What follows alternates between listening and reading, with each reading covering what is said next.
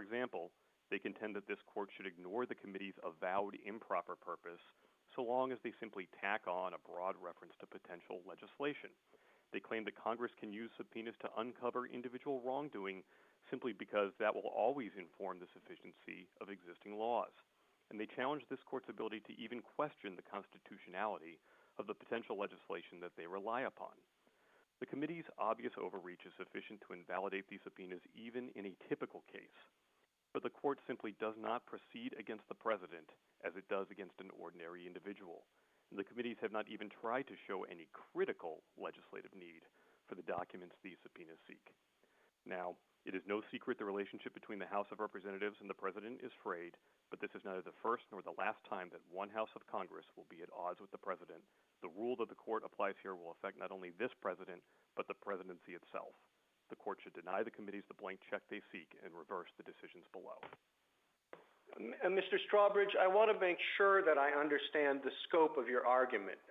Your brief begins by questioning whether the House has any power to subpoena presidential records, but you seem at the end of the brief to pull back from that. You say that such subpoenas, quote, press the outer limits of Congress's authority, end quote, and that there is every reason to doubt whether subpoenaing the personal documents of the president is a necessary incident of lawmaking. Do you concede any power in the House to subpoena personal papers of the president? I think it is very hard to imagine that the House is ever going to have the power, pursuant to its legislative powers to subpoena the records of the president, because quite frankly, the House has limited powers to regulate the presidency itself. So I think it's very difficult to imagine a situation where its implied power to subpoena. Well, that's another formulation for what I was just focusing on. Difficult to imagine, a reason to doubt. In other words, is your position recognized? Does it recognize in a particular case that the Congress, the House may have such authority, and that in such a case it would be for the courts to decide whether it's exceeded any bounds in that situation? Yes, we have argued that at a minimum this court should apply the demonstrated need standard that it has applied in other cases when there is an attempt to serve process that targets the president. So okay, so you say there is some power in the House. You think there's a high standard. I understand the House to concede there is some limit to its authority.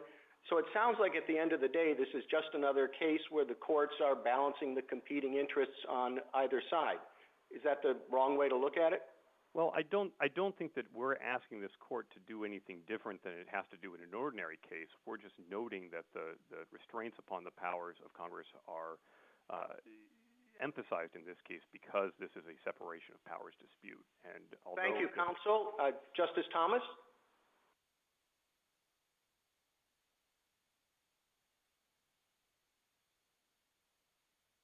Justice Thomas? Justice Ginsburg. Counsel, in so many of these prior cases, there was a cooperation. For example, tax returns.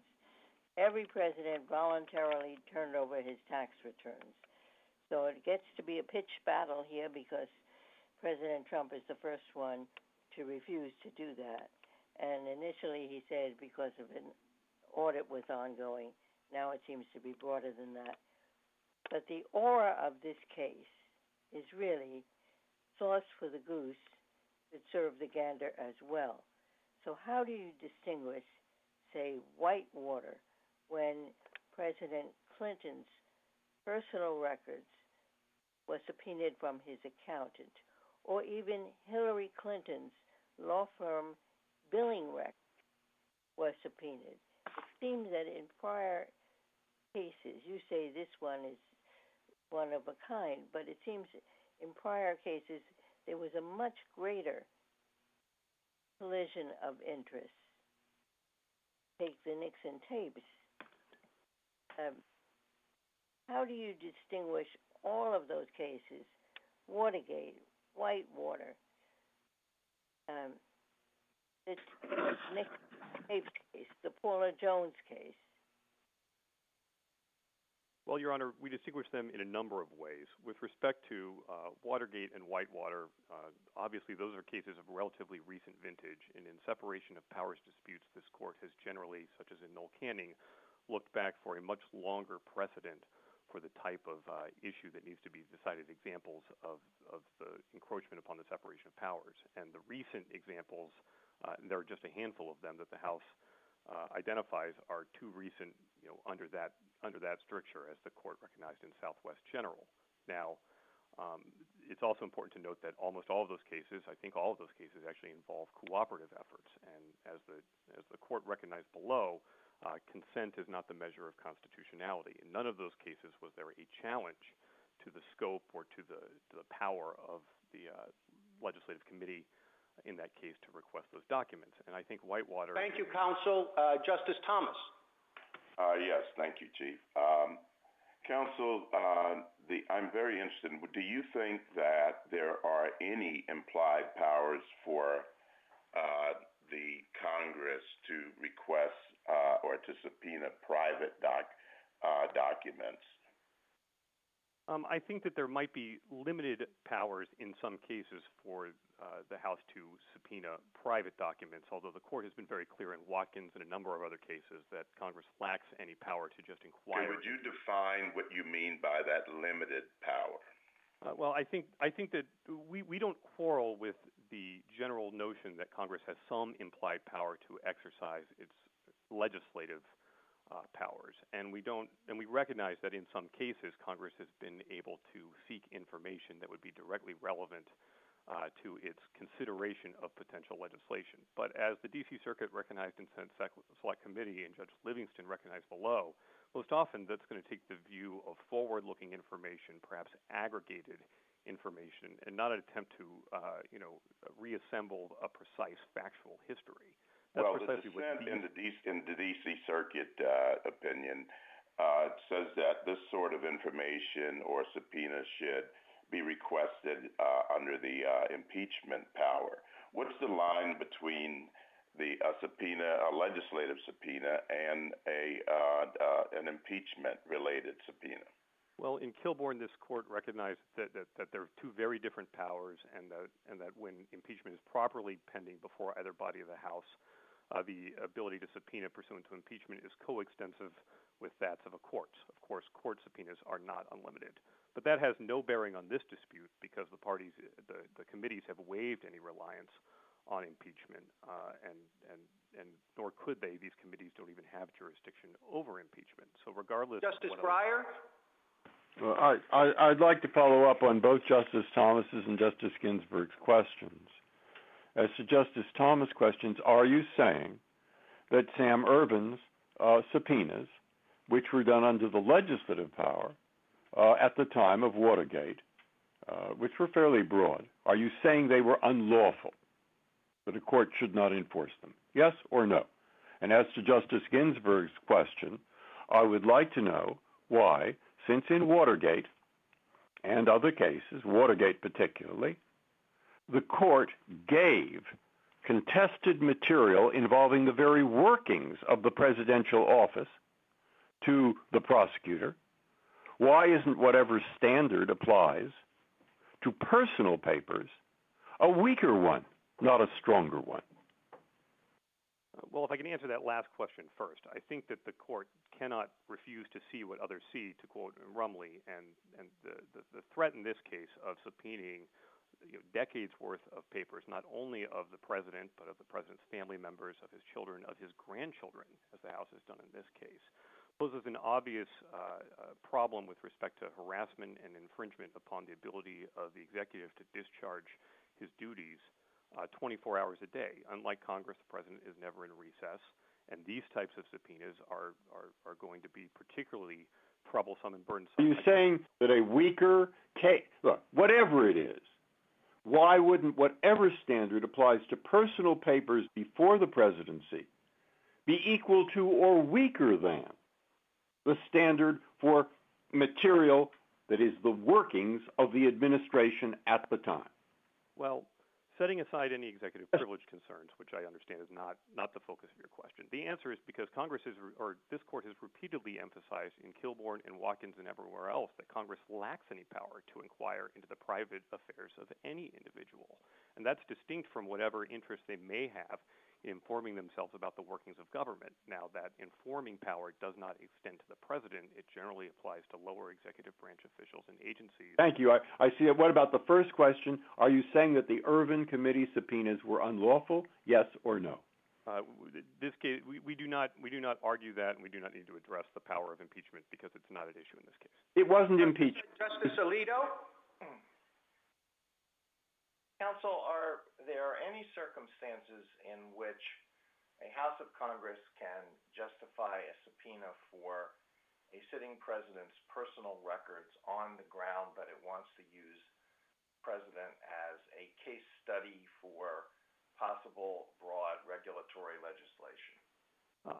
I think it's difficult to imagine for a couple of reasons. One is, even setting aside the fact that it's the president, this court has always required some showing that the information being sought is pertinent.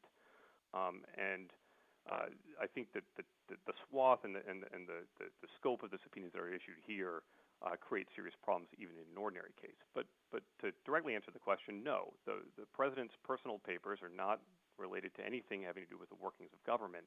And to empower the committees to simply declare him a useful case study is to open the door to all sorts of oppressive requests. You could have subpoenas directed seeking all of Jimmy Carter's financial history simply because he used to be a peanut farmer and they want a case study on agriculture. You could have all sorts of requests for medical records, for educational records, any imaginable detailed personal records, because Congress does have the general power to legislate in lots of areas. Perhaps before my time expires, I can ask you one other question. I think you said that Congress has limited power to regulate the conduct of a president. Does Congress have any power to regulate the conduct of the president, which is an office that is created by the Constitution itself and not by Congress? Yeah. The answer to that, I think it's clear from this court's cases, is not very much, which is why it frequently applies avoidance principles to avoid even having to decide whether Congress has attempted to reach the president. Now, the one example, obviously, in recent history is the Nixon versus General Administrative Services case.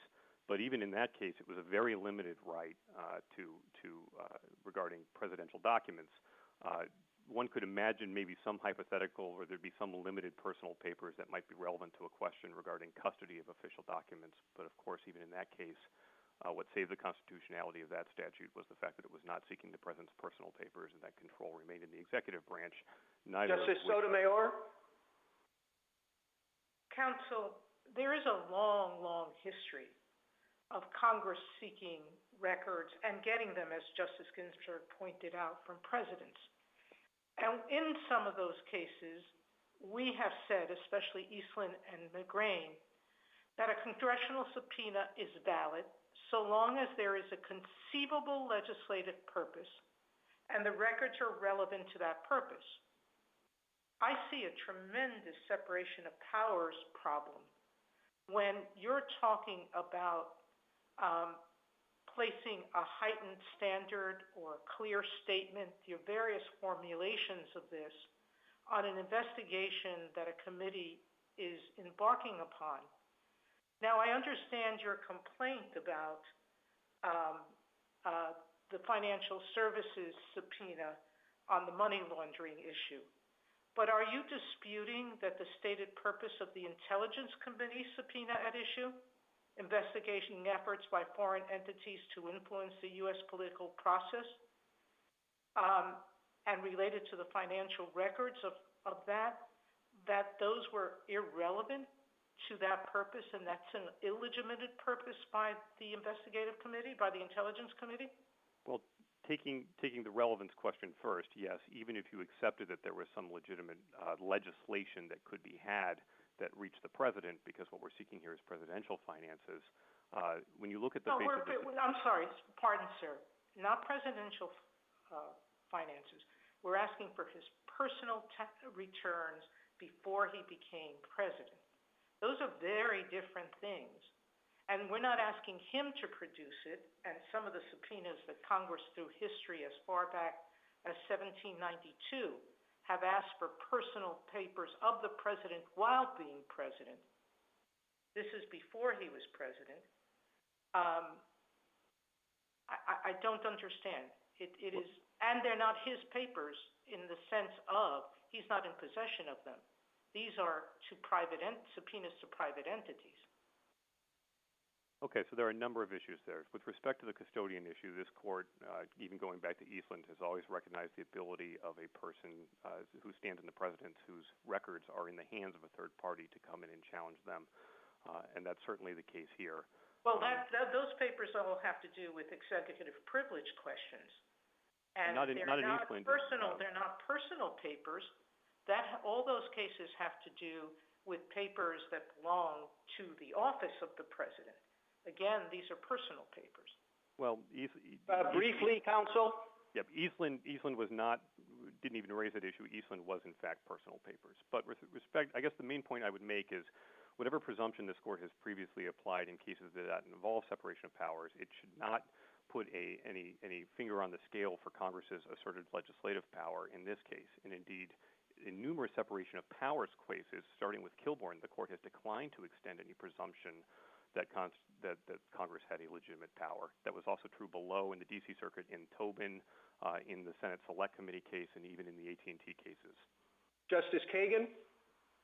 Good morning, Mr. Strawbridge. I think what strikes me about this case is, this isn't the first conflict between Congress and the president, as many of my colleagues have pointed out. We've never had to address this issue, and the reason is because Congress and the president have reached accommodations with each other, and sometimes one has gotten more, and sometimes the other has gotten more, but there's always been this accommodation seeking.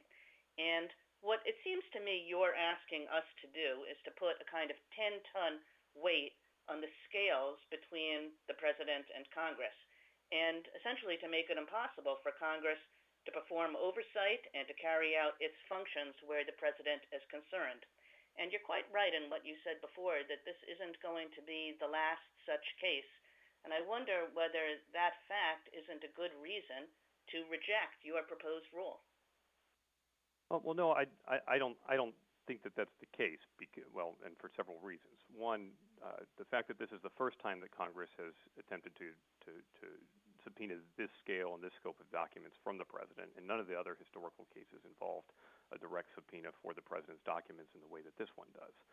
I think requires this court to draw a line. It is unfortunate that the House did not attempt to seek these documents directly from the president or engage in any negotiation, but simply ran to third-party custodians and forced the president to bring this, among other things, that has the effect of limiting the number of defenses the president can bring. But even on the test this court has always applied in this scenario, these subpoenas fail every hallmark of a legitimate legislative investigation. And Go ahead, sorry. I would say whatever power Congress has to conduct oversight of lower branch agencies or inform itself as to the workings of government, these documents are not relevant to that, and that power does not extend to the president, who is a separate constitutionally created officer. Yeah, I mean, I think some former presidents might contest the idea that these subpoenas go further than has ever gone before, and this gets me back to what Justice Breyer has said, is that these subpoenas are for personal records where the president is just a man.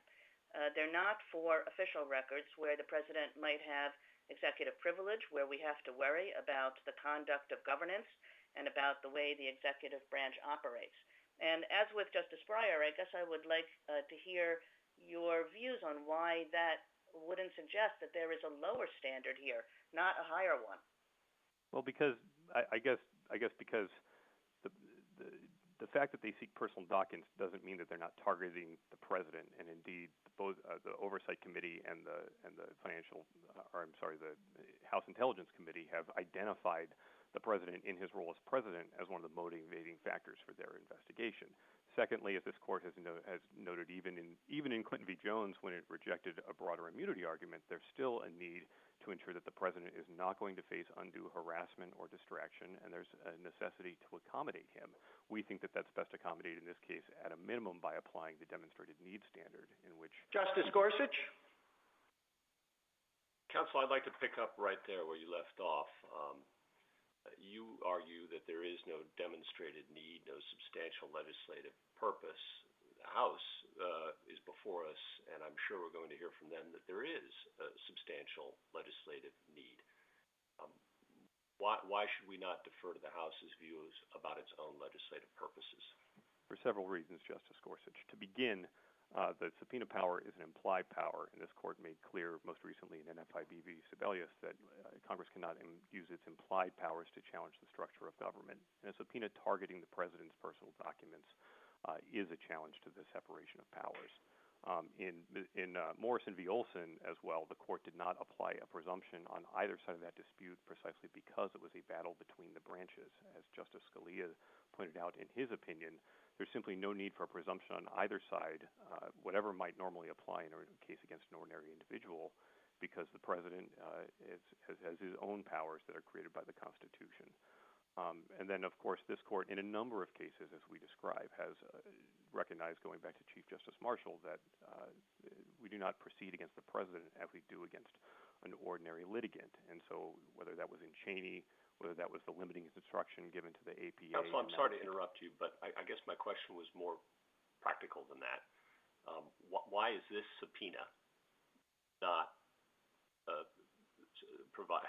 supported by a substantial legislative need? Well, I guess three answers.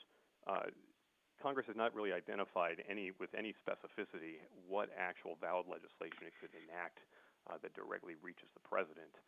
Even if it had, it hasn't identified how documents going back upwards of 10 years, in some cases completely unlimited, and seeking the most minute financial details not only about him but his children and his grandchildren, every credit card swipe, every check, has anything to do with some purpose that would actually be permissible legislation. And I think that any allowance of the case study rationale that the House has relied upon for the Financial Services Cmte is a door that opens to endless subpoenas and harassment anytime one party controls one house of Congress opposite from the president.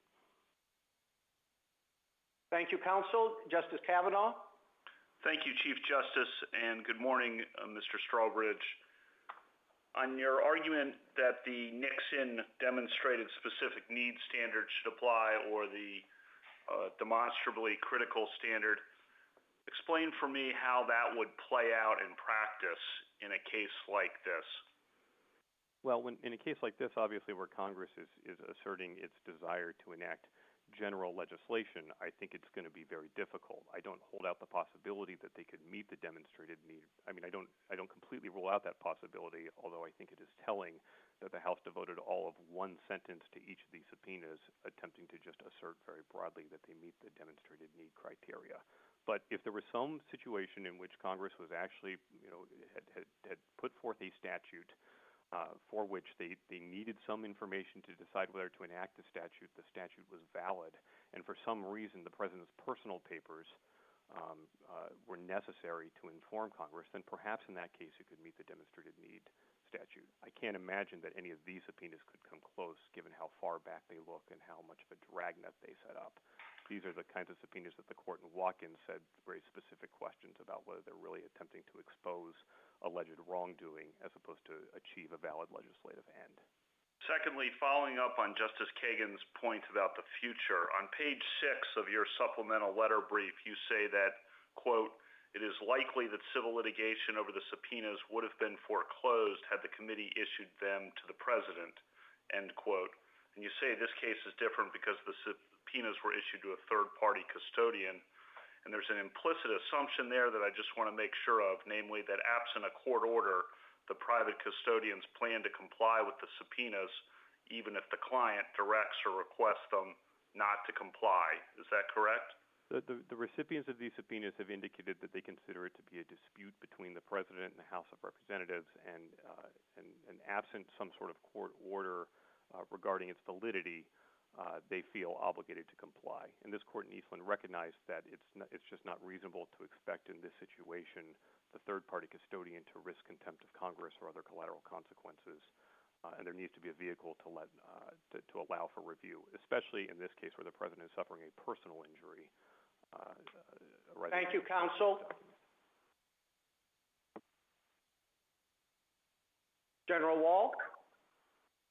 Mr. Chief Justice, and may it please the Court, these cases are truly historic.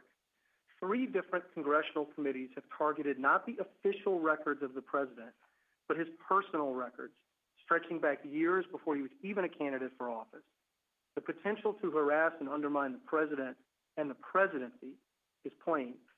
It's not much to ask that before the House delves into the president's personal life, it explain in some meaningful way what laws it is considering and why it needs the president's documents in particular. The subpoenas here don't even come close. That creates 2 problems for the House. It can't satisfy any standards sensitive to Article 2 and the separation of powers, and indeed, as in Rumley and Watkins, this Court should not decide a serious constitutional question the full House itself has not confronted. Counsel, you spent a lot of time in your brief documenting that the purpose of these subpoenas was actually investigatory rather than legislative. And if that is a pertinent consideration, I wonder how a court is supposed to look at it. Should a court be probing the mental processes of the legislators? Should members of House committees be subject to cross-examination on why you were really seeking these documents? No, Mr. Chief Justice, I want to be clear. I don't think any of that would be permissible. All we are saying is that you should review the subpoena on the basis of the contemporaneous objective record that is the basis for the legislative subpoenas themselves. So we have not in our brief turned to legislative statements. We haven't said that they should be able to get discovery into their mental processes or anything of the like. We have said that Chairman Cummings' memo shows the objective purpose is wrongdoing. But more important, I would just point to the mismatch between the breadth and duration of the subpoenas and their asserted purposes. I think with respect to all 3, they don't match up with what the committees say they're doing if you look at the information they're seeking. Thank you, Counsel. Justice Thomas. Mr. Wall, what if, following up on the Chief Justice's question, what if it was clear from those statements that you reviewed that their intention was actually to remove the president from office rather than the sort of pretextual reason that it is for pretextual legislative reasons? I do think if you look at the statements, and we haven't urged that, but if you do, yes, I think they make clear that the subpoenas are not in aid of valid legislation.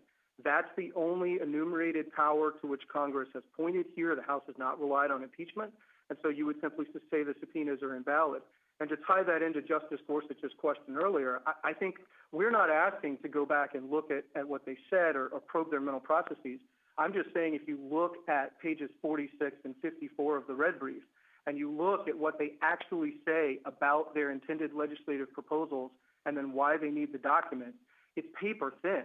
They don't give you any specifics on what they're thinking about doing or any specifics on why they need the documents.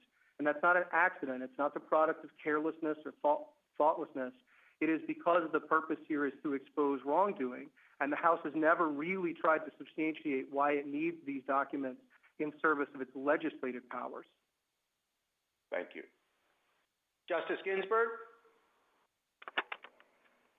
One must investigate before legislation. The purpose of investigation is to frame the legislation. You don't have the legislation in mind. You want to explore what is the problem, what legislative change can reduce or eliminate the problem. So, for example, the Ethics in Government Act, Congress may decide that it needs to beef up that legislation. It may also decide that for financial disclosure purposes, there should be disclosure of tax returns. So those are legislative purposes. Investigate to see if you need legislation of that sort, and then to impugn Congress's motive. I mean, even the policeman on the beat, if he stops a car and gives the reason that the car went through a stop sign, we don't allow an investigation into what the subjective motive really was. So here you're distrusting Congress more than the cop on the beat. Justice Ginsburg, I absolutely agree that Congress can investigate in service of what legislation might be needed. Our submission is much more modest, that when that inquiry involves the president, that you need a somewhat higher standard with respect to purpose, because the room for regulating the president is so much narrower than it is with respect to private parties. And on the need side, because of the dangers of harassing and distracting and undermining the president. And that's a common theme that runs through the court's cases, that the president gets some measure of heightened protection because you can't proceed against the president as against an ordinary litigant. And all I'm saying is that Congress hasn't met that standard here. How did that work out in the Paula Jones? Justice Breyer? Following this up, assume, as I do, that for reasons set out in an opinion by Judge Griffiths, that we're not very good courts at deciding disputes between two powerful political branches. So it should be rare. But if it is in front of us, why not apply the standard that is ordinarily applied to every human being in the United States in respect to, for example, grand jury subpoenas? Any human being in the United States, when he gets a subpoena, can go to a judge and say, Judge, this is overly burdensome. And then he has a chance to show it.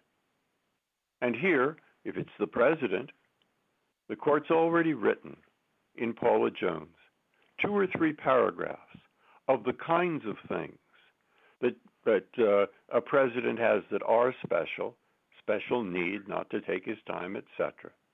But would you object to a decision of this court that says apply that, taking into account the special needs of the presidency, just like other human beings sometimes have special needs? They might be an emergency medical worker, etc. I would, Justice Breyer, on 2 grounds. First, the court and the D.C. Circuit have rejected the analogy to grand jury subpoenas served by prosecutors. These are legislative subpoenas, not subpoenas issued by the executive branch for entirely different interests, and they trigger different concerns. These subpoenas need to be in aid of valid legislation, not as a prosecutor's subpoena to probe wrongdoing.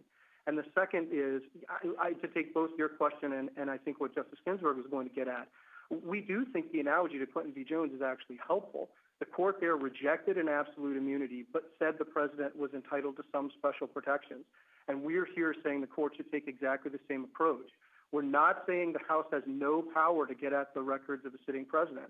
We're saying that it needs to satisfy a heightened standard, because if it doesn't, these requests will become routine, and that weapon in the standing arsenal of the houses of Congress will, I think, be routinely deployed in a way that harms both the separation of powers and that undermines the presidency. Justice Alito? Could you apply the standard that you think is appropriate to the subpoena from the House Intelligence Committee? Sure, Justice Alito. So there, the Intelligence Committee says that it's investigating foreign influence in recent elections, but the subpoena goes back to 2010. It doesn't link in any way to foreign transactions, and it targets only the president. I have no idea why one would serve a subpoena that broad, both in breadth and duration, if what one is concerned about is a far more specific topic that would apply, I would think, to federal candidates more generally and more narrowly to foreign transactions and to more recent transactions. And there is nothing in the red brief that explains the mismatch. On the other side, the Financial Services Committee says it's investigating money laundering after the 2008 financial crisis, but its subpoena only goes back to the middle of 2016, and again, it targets the president. None of this makes any sense if what you are doing is in aid of legislation. Justice Ginsburg referred to legislation concerning disclosure requirements that would apply to the president, and there's also mention of conflict of interest legislation that might apply to the president. Does Congress have the power to regulate the president in these ways? I think it's very unlikely on the conflict of interest side, Justice Alito, that even the D.C. Circuit did not rely on that because of the serious constitutional questions it would pose if you disabled the executive from managing some part of the executive branch. I think the financial disclosures are the hardest, and I guess what I would say is if the House in its brief had explained with any specificity what it might want to do to the Ethics in Government Act and why then it needs the president's documents, we could have that debate. I think the room is probably narrow, but the United States is not saying there's no room. But we don't even get there because all they say is we might want to amend the EGA, CEG HR1, which was a bill the House passed before it even issued these subpoenas. And so it's very hard to sort of shoot at a target in the dark. I don't know what the House wants to do with any specificity, so it's hard to say whether that's valid legislation. Justice Sotomayor? Mr. Wall, that's the issue, isn't it? Which is, until Congress investigates, A, it doesn't have a chance to determine what might be valid, and B, we don't have a chance then to look at an actual law and say it may or may not be valid. You're asking a court, in the guise of a heightened review standard, to speculate as to legislation that's not in effect yet. But I want to go back to the subpoenas at issue and their breadth. You note that the Intelligence Committee goes back 10 years, but I think it's fairly common knowledge that Mr. Trump, before he was president, was thinking about running for president for a very long period of time. Why is it that Congress can't believe that looking at long-standing relationships and how those relationships changed or didn't change is important to knowing what undue influence might be occurring? Justice Sotomayor, if it wants to do that, our submission is just a fairly modest one. It needs to do more than wave its hands about general purposes and say that the president would be a useful case study for prospective and generally applicable laws. Again, I'm not denying. Mr. Wall, in what other setting does any investigative body have to do more than what was done here? I would point to the prosecutor in Nixon. For private records. Well, this particular question hasn't come up to the court before in a constitutional context. But in Nixon, of course, the prosecutor had to show demonstrated specific need. In the Senate Select Committee case, the Congressional Committee had to show... Please, I don't want you to go to executive privilege cases. I want you to go to papers that indisputably have nothing to do with Mr. Trump while he was a private person. They're not asking for these records post being president. They're asking for these records pre-being president. I think that makes the problem worse, not better, Justice Sotomayor. They're targeting the personal life of the president before he was a candidate for office. That raises, granted, somewhat different, but deeply troubling and equally problematic constitutional concern that you will harass on. Justice Kagan? Mr. Wall, I'd like to go back to your use of Clinton v. Jones, because I had read that case differently. Of course, Clinton says that you're supposed to treat the president's requests with respect when the president says, like, I need a deposition scheduled at a different time, or can we have written interrogatories rather than a deposition? But the fundamental claim of presidential immunity or even presidential difference was rejected in that case. And I suppose what I'd like to know about your argument, I read your brief and I read the president's own brief, and no place do you make a case as to why these particular subpoenas place a particular burden on the president such that he will be prevented from carrying out his constitutional responsibilities. And that's what I took Clinton v. Jones to be saying, is that's the kind of thing a president has to come in and show, a sort of case-specific argument about burden on the president. And are you making that kind of argument at all? Well, yes and no. Not if what you mean by burden is sort of compiling and delivering the documents to the House. Yes, if what you mean by burden is what I think the Clinton v. Jones sense, which is harassing and undermining the president. Now, exactly these subpoenas, well, I mean, I think you have to look at it as undermining the president. I mean, the point of some of those suits is presumably to harass and undermine the president, and the court let them go, let them proceed.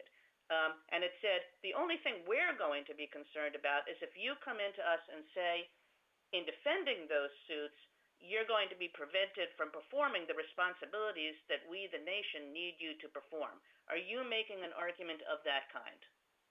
Yes. In the courts below, when the House was pressed on the limits of its theory, it said that probably it could not draw the blood of the president or read his teenage diaries.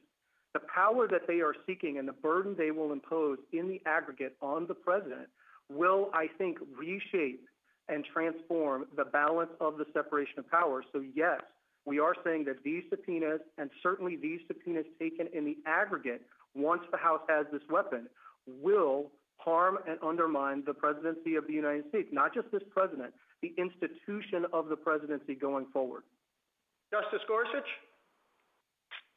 Counsel, I believe in earlier discussions with Justice Alito, you indicated that Congress might be able to regulate in the area of financial disclosures of the president, and that is one of the interests the House has asserted here. What more would you require the House to do to assert that interest? What would be enough in your mind to demonstrate the heightened need you suggest is needed? I don't think it has to go provision by provision, Justice Gorsuch, or anything like that. But I do think it's got to describe the possible legislation with enough specificity to enable meaningful judicial review. So we know the president's required to disclose certain things from the Ethics in Government Act. Well, let me stop you there. I'm sorry to interrupt, but let me stop you there. Let's say the House says we're considering legislation on whether to require presidential candidates to disclose their tax returns for a set number of years. Would that be sufficient? And if not, why not? I think that might be, and then you'd have to look at what they were going after from the various campaigns. It wouldn't get you anywhere near these subpoenas or targeting the president, of course. But at least in your hypothetical, they'd be identifying with some detail, some specificity, what they were thinking about doing, and then it would tee up what I think is the hard constitutional question of what's the space for Congress in regulating a constitutionally created officer like the president with respect to disclosures. And that's frankly a hard question. That's the hardest of all the possible legislation they pointed to. I don't see how we can have that debate in this case because they haven't even enabled meaningful judicial review. And that's a fact that I think should cut against the House, not against the president.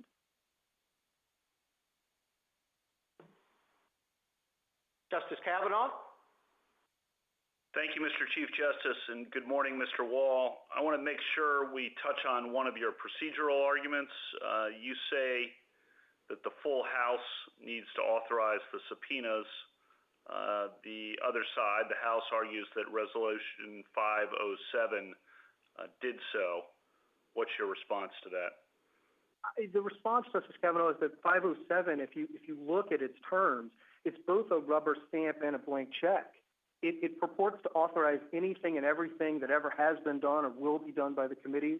It falls short then even of the fairly meager resolutions in Rumley and Watkins, which at least described general purposes, general legislative topics. This gets back to my colloquy with Justice Gorsuch. And here we're talking about the president. So I know that 3 committee chairmen understood what they were doing. I don't think 218 members of the House have understood that they understand the gravity of the constitutional question they're teeing up. And so the court often requires a clear statement from Congress when the separation of powers is at issue. We'd say the same thing here. That's the cleanest and narrowest way to dispose of this case. Second question, history and practice matter quite a bit in separation of powers cases, as you know. Justice Ginsburg earlier cited precedent from Watergate and Whitewater, as did Justice Breyer. Can you respond, and those dealt with legislative subpoenas, can you respond to those points about those precedents? Yeah, so for the first 200 years of the Republic, there's nothing like this. The House's examples either didn't involve the president. What about, sorry to interrupt, but specifically Watergate and Whitewater? So that's what I was coming to. I think the Watergate subpoenas were for official records, and obviously they were subject to a heightened needs standard. The Whitewater subpoena is the closest analogy. It's modern. It was never litigated, but I'll grant that subpoena looks very much like this one. I don't think that there's any historical precedent for it, and the concern, Justice Kavanaugh, again, if we go down this road and the houses of Congress can weaponize the subpoena power in this new way, that's going to sit in the standing arsenal for use against the president and any other constitutionally created officer. And I don't think it takes much imagination to know where that road will lead or that we will regret having taken it. Thank you, counsel.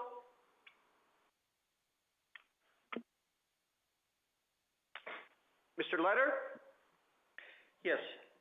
Mr. Chief Justice, and may it please the court, I would like to jump right in and address some of the very key points that have been made by my friends here. Mr. Wall, my very good friend, Mr. Wall, said that the legislation here doesn't match up. Mr. Wall referred the court to the wrong pages of our brief. If you look at pages 17 through 36, you see that we discussed in great detail the purposes of the investigations and the subpoenas, and indeed the D.C. Circuit said that, in telling terms, the House has put legislation where its mouth is. We have specifically provided bills. Mr. Wall said that the full House did not confront the subpoenas. Page 241 of the appendix, I refer you to, where the House specifically referred to these very subpoenas, these specific ones. And I don't think Mr. Wall really meant to say that the members, 218 members of the House, did not know what they were doing when they passed that. That obviously is not a valid argument to be made. Then we turn to something that came out in answer to Justice Sotomayor's question. Remember that key records here, some of the key ones that we want, are ones that President Trump has not even seen. We want records from third-party business entities that their analyses of for instance, requests for loans. So these are documents that there's no privacy interest in, no constitutional liberty interest, etc. Next, we do have limiting principles. The House very much does. This court's precedent set those. Must be pertinent to a legislative purpose, can't violate constitutionally protected liberty interests or privileges, and can't undermine the president's ability to carry out his responsibilities. Mr. Letter, let's talk about the standard you propose. The quotes in your brief is that it concern a subject on which legislation could be had. Could you give me a plausible example of a subject that you think is beyond any legislation that Congress could write? Your Honor, I think the best I can do is refer you to the court's decision in Kilbourne, where the court there said that Congress didn't seem to put forward any possible legislation there. It had to do with bankruptcy proceedings that Congress was looking into. Well, do you think bankruptcy proceedings is a subject on which legislation could not be had? Obviously bankruptcy could be, but in the Kilbourne case, this court thought that no such reason had been put forward. But no, Congress's legislative authority is extremely broad, especially because of its appropriations. Well, that's what I'm suggesting, that your test is really not much of a test. It's not a limitation. And it doesn't seem in any way to take account of the fact that we're talking about a coordinate branch of government, the executive branch. Do you have any alternative to that limitless test that would take account of the fact that you're dealing with a coordinate branch of government? Yes, I do, Your Honor. And by the way, the test that I'm referring you to was the test that this court had set about pertinent to a legislative purpose. But, Your Honor, it's what this court said in Nixon versus GSA and a number of other cases. There would be a limit if Congress is interfering with the president's ability to carry out his Article II functions. No such claim has been made here, nor obviously can it be made. Given Justice Thomas? Yes, thank you, Chief Justice. Mr. Lutter, I'd like you to discuss how the power, the legislative subpoena power, is implied, or how we arrive at that power. Because I think that's part of why we're wandering around in the wilderness trying to determine what standards we are to use.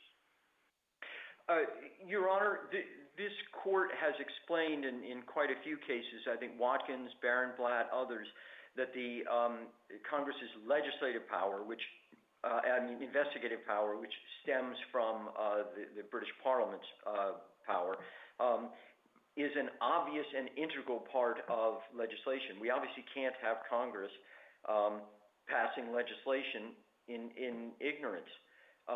And this court has said, for instance, most recently in Franchise Tax Board, that just because a power is something to be implied doesn't mean that it's not important. For instance, this court's power of judicial review, that's nowhere mentioned in the Constitution. So the power to investigate is... Another example of a power that, a legislative power that is implied?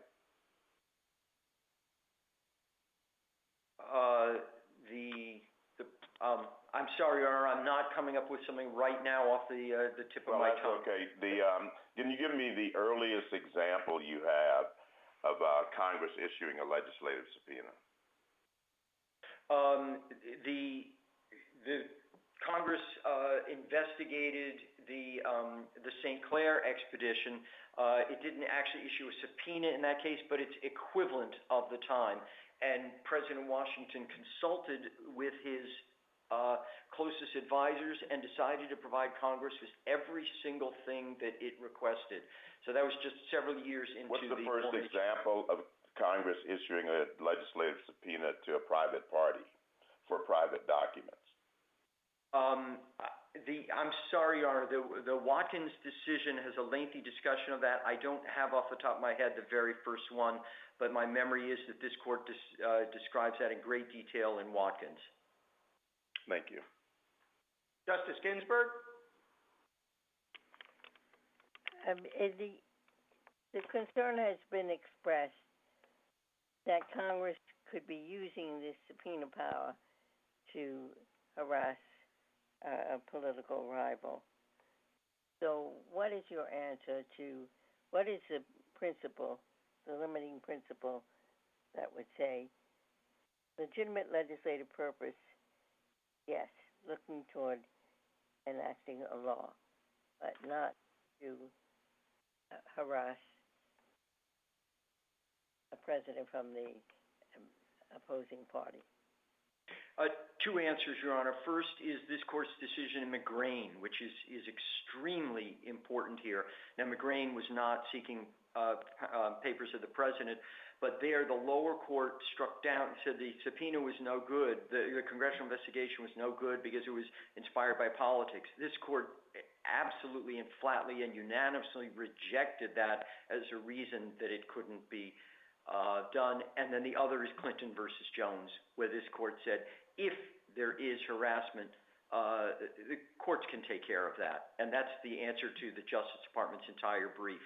There is no responsible claim here that all that's going on is harassment. And if there is, this court has said, we're here. Thank you. Justice Breyer? Thank you. In respect to the authorization, was there proper authorization by the full House of the legislative subpoenas? 2 points.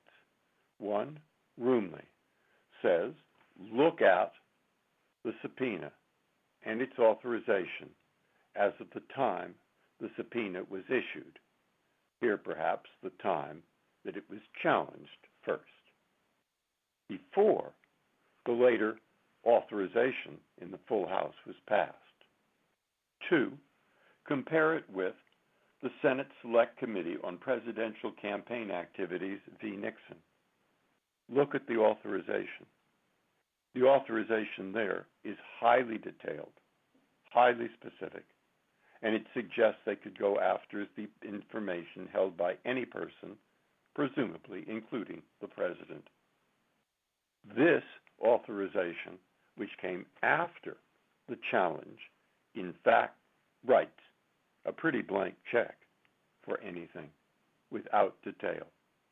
Now, those are arguments made by the other side. I'd like to hear what you say. Thank you, Justice Breyer. Several responses, and I'll try to be quick. First, McGrain, this court said very, very clearly, you don't just look at the authorization. There was no authorization there. Second, yes, Resolution 507 is in part broadly worded, but it is extremely specific in its third whereas clause. Right there on page 241, it refers to these very specific subpoenas. And in addition, authorization is much different now in the modern Congress. The modern Congress has authorized committee chairs has authorized committees to issue subpoenas, and those committees then have, in general, delegated that authority to its chairs. So the modern Congress, there clearly is authorization to committee chairs to issue these subpoenas. And as I said, if there's any doubt at all about that, the full House ratified these very specific subpoenas. Before or after Roomley? I mean, before or after they were issued and challenged? This is after they were issued and challenged. The issuance, as I said, is authorized by House rules, which this court has said it will not examine. And then the full House, because there were arguments made, the full House said, oh, no, we authorize these exact subpoenas. We ratify the issuance of these subpoenas. It is extremely clearly worded, page 241A of the petition appendix. Thank you. Justice Alito? Mr. Letter, I was somewhat baffled by your answer to Justice Ginsburg about the use of congressional subpoenas for purposes of harassing a president. Your final answer was the courts can take care of that, but that's the issue here, whether something should be done to prevent the use of these subpoenas for the harassment of a president. So could you explain what you meant? Absolutely, Justice Alito. This court in Clinton versus Jones and in other cases like Nixon versus GSA has said we are here to protect the president if there is harassment from Congress or private individuals. And here, there clearly, though, is, we think, valid legislative purposes. The four courts below all found that there was. I don't want to cut you off, but I have very limited time. So your answer is that the protection against the use of a subpoena for harassment is simply the assessment whether the subpoena is relevant to some conceivable legislative purpose. Correct. That's what the court has said, but also, again, Clinton versus Jones and Nixon versus GSA. I mean, that's not much protection. In fact, that's no protection, isn't it? It is protection, Your Honor, if what Congress is doing is interfering with the president's ability to do his job. These subpoenas are to private parties. The president does not need to do anything. When you talk about interfering with the president's ability to do his job, do you mean this is going to take up too much of his time? Or does that include the potential for the use of subpoenas solely for harassment and political purposes? Your Honor, if they were solely for harassment, then they wouldn't meet the standards of they have to be pertinent to a legislative purpose. So I think the combination of all of those provides ample protection, but there's no... But you were not able to give the Chief Justice even one example of a subpoena that would not be pertinent to some conceivable legislative purpose, were you? As I said, Your Honor, that's correct, because this court itself has said Congress's power to legislate is extremely broad, especially when you take into account appropriations. Well, so the end result is that there is no protection whatsoever, in your view, and maybe this is this is the correct answer. But in your view, there is really no protection against the use of congressional subpoenas for the purpose of preventing the harassment of a president, because the only requirement is that the subpoena be relevant to a conceivable legislative purpose, and you can't think of a single example of a subpoena that wouldn't meet that test. No, Your Honor, because remember, there may be constitutionally based privileges or things like executive privilege. Well, there might be constitutionally based privileges. Which constitutionally based privileges apply to a subpoena for records in the hands of a third party? There could be, Your Honor. What are they? Would you name one? Oh, well, it seems to me executive privilege could enter in. State secrets privilege could enter in, depending upon the specific circumstances, Your Honor. Well, let me ask you one more thing, if I can, and there's time. Are there any limits on using a president's records as a case study relating to the need for legislation? So, for example, if the salary and the net worth of a future president before election was that of a person who would be regarded as middle class, and Congress says, we want to study possible revisions of tax laws and the provision of services to members of the middle class, so we're going to subpoena all available information about the assets, income, expenditures, and services obtained by this sitting president and his family for purposes of considering that legislation. Would that be permissible? It certainly could be, Your Honor. So here, that's a very good question. Here, remember, the Financial Services Committee is doing an extremely broad investigation of a financial services sector, and there's massive public reporting that before he became president, President Trump's personal records and his businesses and his family have been heavily involved in those very activities. And we're investigating numerous other banks and individuals having nothing whatsoever to do with the president. This is part of a much larger sector-wide, industry-wide investigation, and President Trump is... Sotomayor? Counsel, we have said that personal records, with the aim of making the president a case study, threatened to run afoul of this court teaching that there is no congressional power to expose for the sake of exposure. And the other side points to some hypotheticals that are troubling. The president's transcripts, simply to pass on educational reform legislation, or subpoenas of his personal medical records, simply to enact general health care reforms. Tell me what we say to ensure against those hypotheticals and against a proposed subpoena that might be just for the sake of exposure. Your Honor, a couple of answers. One is, yes, you said just for the sake of exposure is no good, but this court said that exposure involving government activities can be. Pertinence would be the key. Pertinence to a valid legislative purpose. And here, the Intelligence Committee, there's an obvious need to focus on the president's financial records to determine if the president is subject to foreign leverage.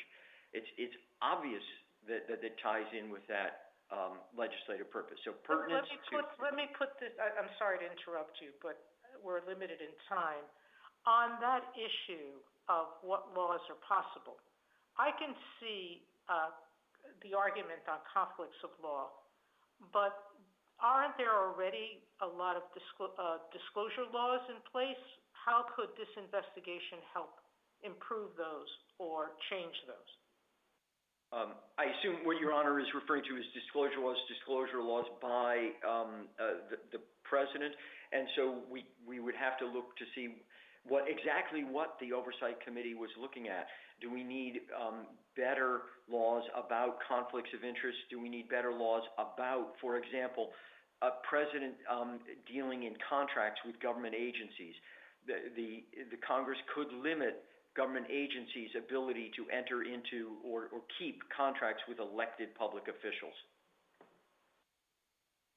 In addition, Congress maybe would want to provide for more exposure of assets and conflicts of interest. One last question. Was the breadth of these subpoenas litigated below? Yes, Your Honor. Yes, Your Honor. Those exact claims were made, and they are discussed in great detail by the Second Circuit and the D.C. Circuit. So those were fully litigated below. Justice Kagan? Good morning, Mr. Letter. In talking to the Chief Justice about the limits on congressional power, you said, and tell me if I'm quoting you correctly, you said that a subpoena couldn't impair the president in carrying out his constitutional functions. Is that right? Your Honor, there would have to be a balance there. Okay, but that's what we should be looking to. And then you said no such claim has been made or could be made. And I also took the briefs not to be making that claim, that this subpoena would impair the president in carrying out his constitutional functions. But Mr. Wall told me that he was kind of making such a claim because he thought that this subpoena would undermine the president in his job. And I guess I would like you to comment on that. Your Honor, it's fascinating because I wrote a note specifically on that. That argument was not made in the Justice Department's brief, to my knowledge, anywhere. My friend Mr. Wall mentioned it here, but there's no way that this could interfere with the president because he doesn't have to do anything. This is a subpoena to two banks and an accounting firm. And as I said before, in fact, some of the key documents we want, the president probably has never even seen or doesn't even know that they exist. We want to know banks' analyses of his request for a loan, internal bank analyses. But yes, Your Honor, that argument was not made in the briefs. Okay, and if I could get you to talk about the history that some of your colleagues have talked about, what do you think the history shows us with respect to this issue? Your Honor, very briefly, what it shows is ties in with a key principle of law that this court has said of constitutional interpretation. History can help inform what the Constitution means. There's a lengthy history of presidents either voluntarily or not voluntarily complying with requests for information by Congress. And we went through presidents Washington, Jackson, Buchanan, Grant, and then more modern times, Nixon, Carter, Reagan, and Clinton, all complying with, in various ways, either voluntarily or not. For instance, in the Nixon case, Nixon voluntarily provided certain tax returns. He didn't provide all of them. Congress then got more pursuant to statutory authority, like a subpoena, of President Nixon and his family's tax returns.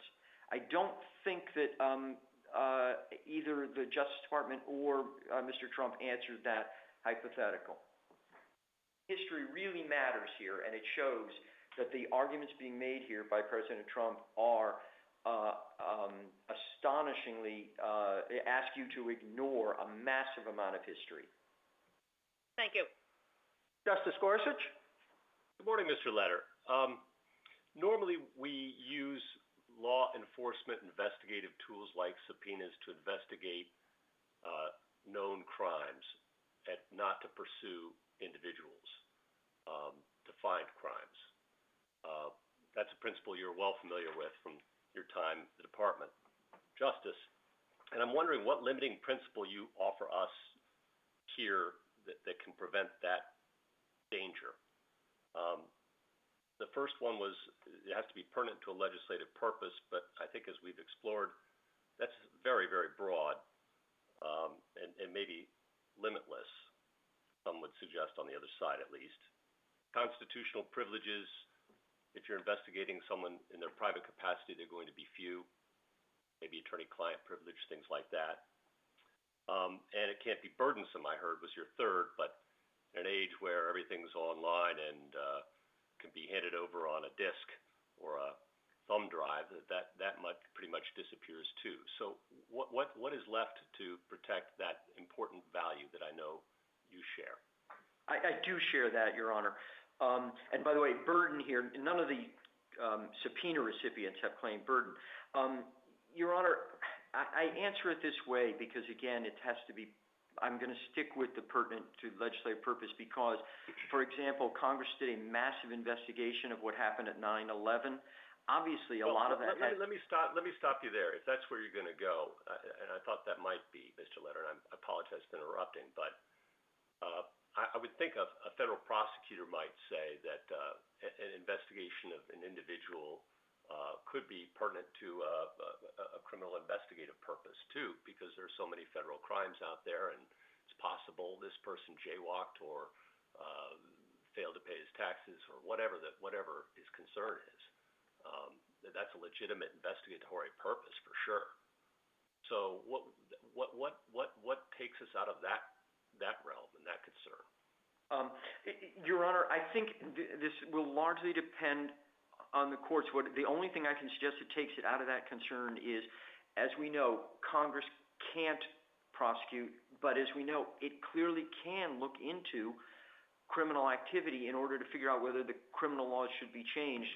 The most obvious example would be this court's decision just a little while ago overturning a key criminal conviction involving white-collar crime.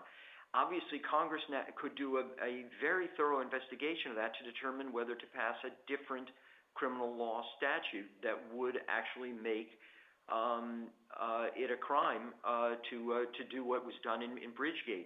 So it's going to be very difficult to separate the two and say that what Congress is doing in looking into criminal activity for the purposes of determining if the FBI is doing a good job and needs more money, or whether to amend the criminal statutes, there's going to be an extremely rare case where that is going to be invalid on Congress's part. Justice Kavanaugh? Thank you, Mr. Chief Justice, and good morning, Mr. Letter. I want to follow up on the line of questioning that several of my colleagues have pursued, the Chief Justice, Justice Ginsburg, Justice Alito, Justice Kagan, and others, which I think come down to the idea of limitless authority and how to deal with that.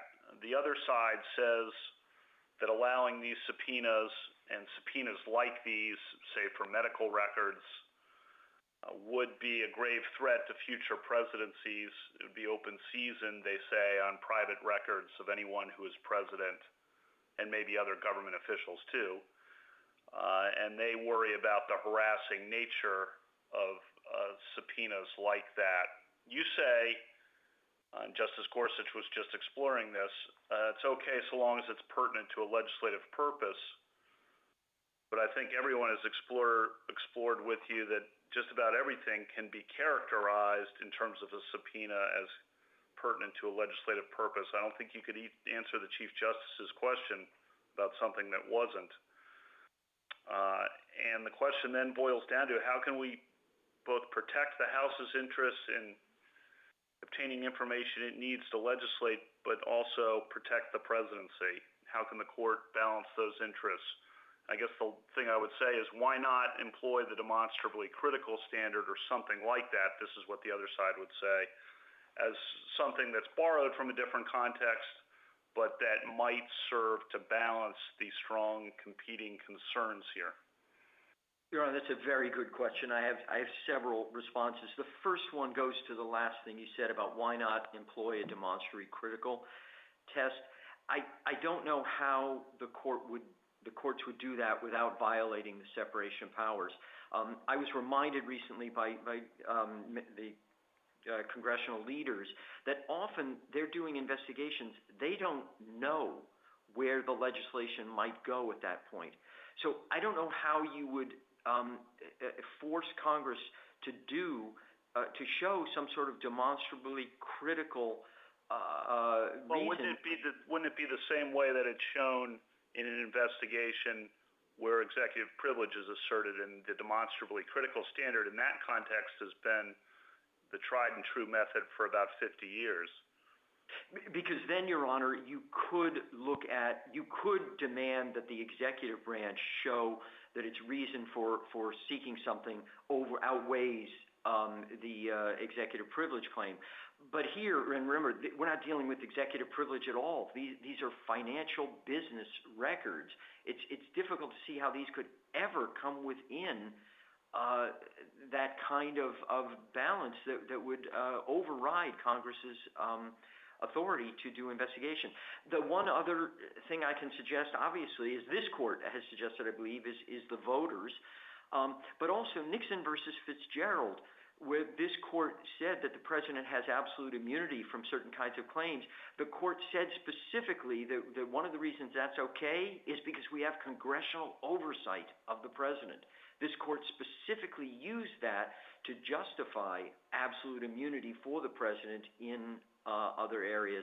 And last is Clinton versus Jones. This court... Can I interrupt right there? What about medical records? Your Honor, medical records of the president would, I think, almost always be not pertinent to valid legislative purpose. On the other hand, why not? Look at the 25th Amendment, they certainly would be pertinent. Why wouldn't they be pertinent to, say, ethics legislation, healthcare legislation, or the like, in your view?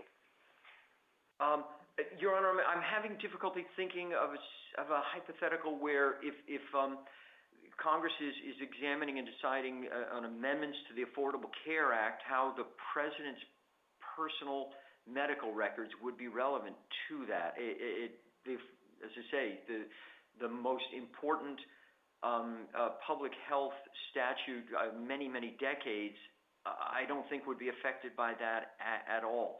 So I'm sure we can come up with some odd hypotheticals where presidential health would clearly be relevant, maybe changing the statutes that involve the succession of when a president becomes incapacitated, something like that, I suppose. But in general, Congress, there would be no valid reason for Congress to be asking for the president's personal medical records that I can think of. Thank you, Counsel. Mr. Leder, I know you will be delighted to learn that we have time for additional questioning. So I think I'll begin with myself, and then we'll go through in order and just see how far we get. One thing that hasn't come up is the fact that we're dealing here with three separate committees, and we're concerned, as you've recognized, with the potential for harassment. And how does that play in? I mean, at what point does the number of committees investigating the president's personal papers become a factor in an analysis of the issue of harassment? Your Honor, I am very pleased there's more time for questions. But, Your Honor, it would seem to me that there are situations, again, you'd have to look to, Clinton versus Jones. When does it reach a particular stage? We're nowhere near that here. And in fact, the subpoena by the Intelligence Committee matches the subpoena from the Financial Services Cmte to Deutsche Bank because specifically Intelligence did not want to cause too much of a burden to the subpoena. What about, as you know, very shortly in the second case, we're going to talk about subpoenas from district attorneys. How does that factor in? I mean, should those be counted in the balance in terms of when congressional subpoenas become harassment? Definitely not, Your Honor. Since we had nothing to do with such the subpoena advance, we had no contact with the city of New York before that subpoena was issued, and so I don't know how that would tell us anything about what the House of Representatives. What about the Senate? I suppose they can issue subpoenas too, can't they? Of course, Your Honor. Yes. So how do you balance that? You've got, in this case, three different House committees seeking subpoenas. You've got the district attorney in New York. Depending upon party composition of different bodies in the future, you might have the Senate joining in. How do you measure harassment in a case like that? Your Honor, I think what you would do is if these were subpoenas from the House and the Senate, a massive number of them going to the White House, then there certainly would be, at a certain point, where it would affect the ability of the White House and the president to function. There's no doubt about that. But these subpoenas are to 3 private businesses involving... Thank you. Justice Thomas, any further questioning? Yes, I'd like to follow up on that, Mr. Chief Justice. Mr. Letter, that's, at some point, there's a straw that breaks the camel's back. And it seems as though you're saying that we should look at these in isolation as opposed to in the aggregate. Why wouldn't we look at all of them and look at the full effect and whether at some point it debilitates the president? I'm sorry, I must have misspoken. I meant to answer the Chief Justice's question by saying, yes, if there are a massive number of subpoenas from the House and the Senate to the White House, and the White House can come in and say, look, we can't do anything. All we're doing is answering subpoenas all day long. This is impacting the ability of the president to do his job. Why would it be limited to the House and the Senate? I mean, it could be every grand jury. It could be every prosecutor. The concern that we had in the Clinton case is at some point it gets out of control. One could be manageable, but 100 could be impossible. And Your Honor is right. And therefore, if our subpoenas were on top of numerous others from grand juries around the United States, you could look at that. But let me emphasize one more time, our subpoenas the 3 are not to the president. They are to private business entities. Nothing is required of the president here for these subpoenas to be fully complied with. Not a single thing is required of the president or the White House. Justice Ginsburg, we all know it's about the president. Justice Ginsburg, any further questioning? No, I'll pass. Justice Breyer. Yes, he's emphasized it goes to a private person and it's for tax returns. But the subpoenas that I've seen go far beyond that. They apply to 15 Trump-affiliated entities. They ask for all documents related to opening of accounts, due diligence, closing, request for information by other parties, etc. Now, that's a lot of information, and some of it's pretty vague. And if somebody subpoenaed you for that information, or subpoenaed your tax accountant, or subpoenaed somebody in your business, wouldn't you at least want to know what was being turned over? Wouldn't you want to ask them? And might that not take time? And might that not take effort? So my problem is there may be burdens here, third party or not, and not just political burdens. The job of the House and Senate, in part, as the president, is politics. That doesn't bother me. But the Clinton v. Jones information does bother me. And the fact that what I hold today will also apply to a future Senator McCarthy asking a future Franklin Roosevelt or Harry Truman exactly the same questions, that bothers me. So what do I do? Justice Breyer, I fully understand that concern. None of the subpoena recipients have complained about burden. The reason these subpoenas go back a ways is because, as you know... I'm sorry to interrupt you. I'm not talking about their burden. I'm talking about the president's burden in having to monitor, decide if there are privileges, figure out what his answers are to all those documents you are requesting, which go, in my opinion, way, way, way beyond just tax returns. Two answers, Your Honor. Yes, we're going far beyond tax returns, but no privilege claim has been made in this case. No party, nobody has raised a privilege claim.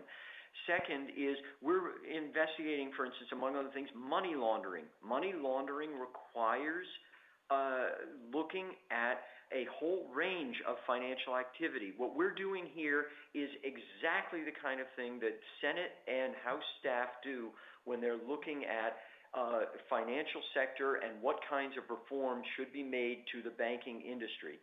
But let me say one more time, there has been no claim of privilege here. There has been no claim that there is a burden. No claim whatsoever.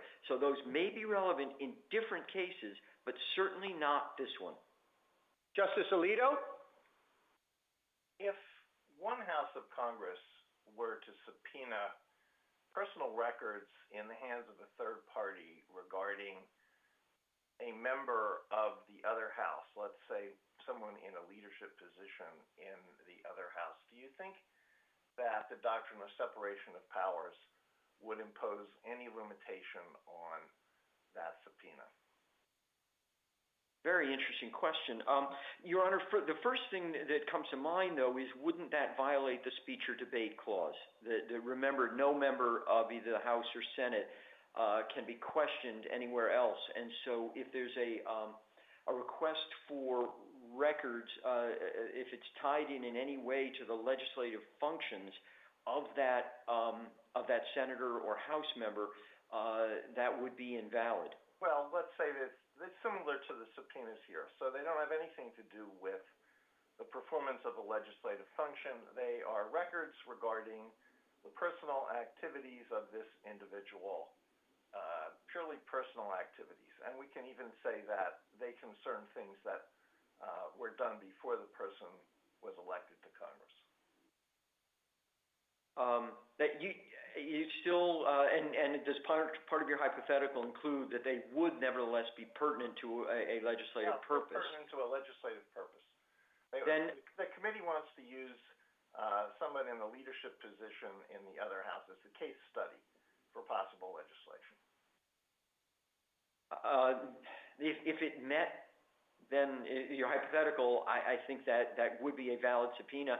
I'm not aware that it has ever happened in the history of the House or Senate. I don't know of anything that would be like that. Justice Sotomayor, anything further? Yes, that's the whole point, though, isn't it? Justice Alito is raising this hypothetical because he says, shouldn't then we look at history, and it's only modern history where committees have asked for personal papers, so he presumably would discount that, and he would say, shouldn't we respect the separation of powers, that what's personal to the president is similarly personal to a congressperson? Justice Sotomayor, I have to disagree strongly with one thing you said, a key part. No, the history, we have history of Congress seeking personal papers of Jackson, Buchanan, Grant, et cetera. No, there's been lots of seeking of personal papers by Congress for many, many decades. This is not just a modern practice at all. So Justice Kagan? Mr. Leonard, I'm wondering if I could ask you to comment on a potential difference between, on the one hand, the Oversight and Intelligence Committee subpoenas, and on the other hand, the Financial Services subpoena. The first two subpoenas address the president directly, the financial disclosures that the president makes, conflicts of interest, foreign involvement in presidential campaigns. But the Banking Committee, Financial Services Committee, was taking a much broader scope. And when that's true, when the Congress doesn't seem to be looking into the president, but in a much broader topic, might there not be some heightened need for Congress to say why it is that they're focusing on presidential records for that purpose?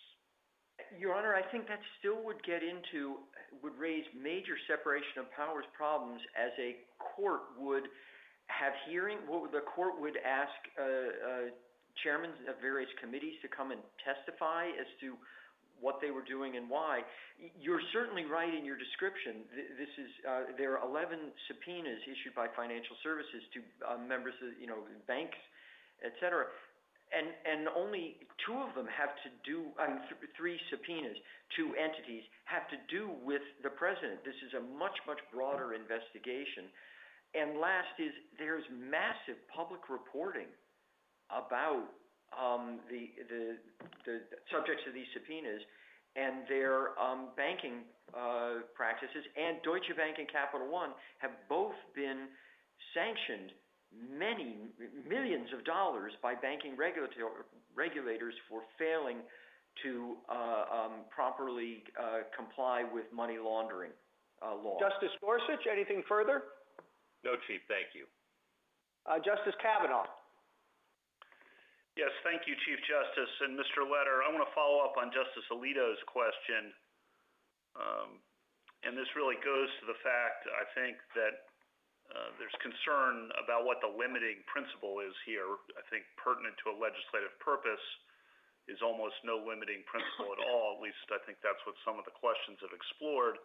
And his hypothetical about a committee would start subpoenaing members of Congress of the other house or of the other party. And you said, well, that hasn't happened.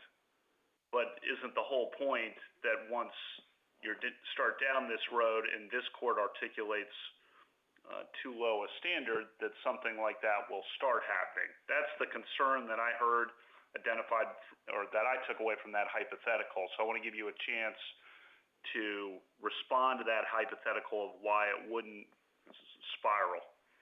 I greatly appreciate that chance, Justice Kavanaugh. Two responses. First, remember exactly what this court did in Clinton versus Jones. And I was on one of the losing briefs there. But this court said, we're going to let this happen because, but the courts will monitor the situation, and if there are abuses, the courts are still here.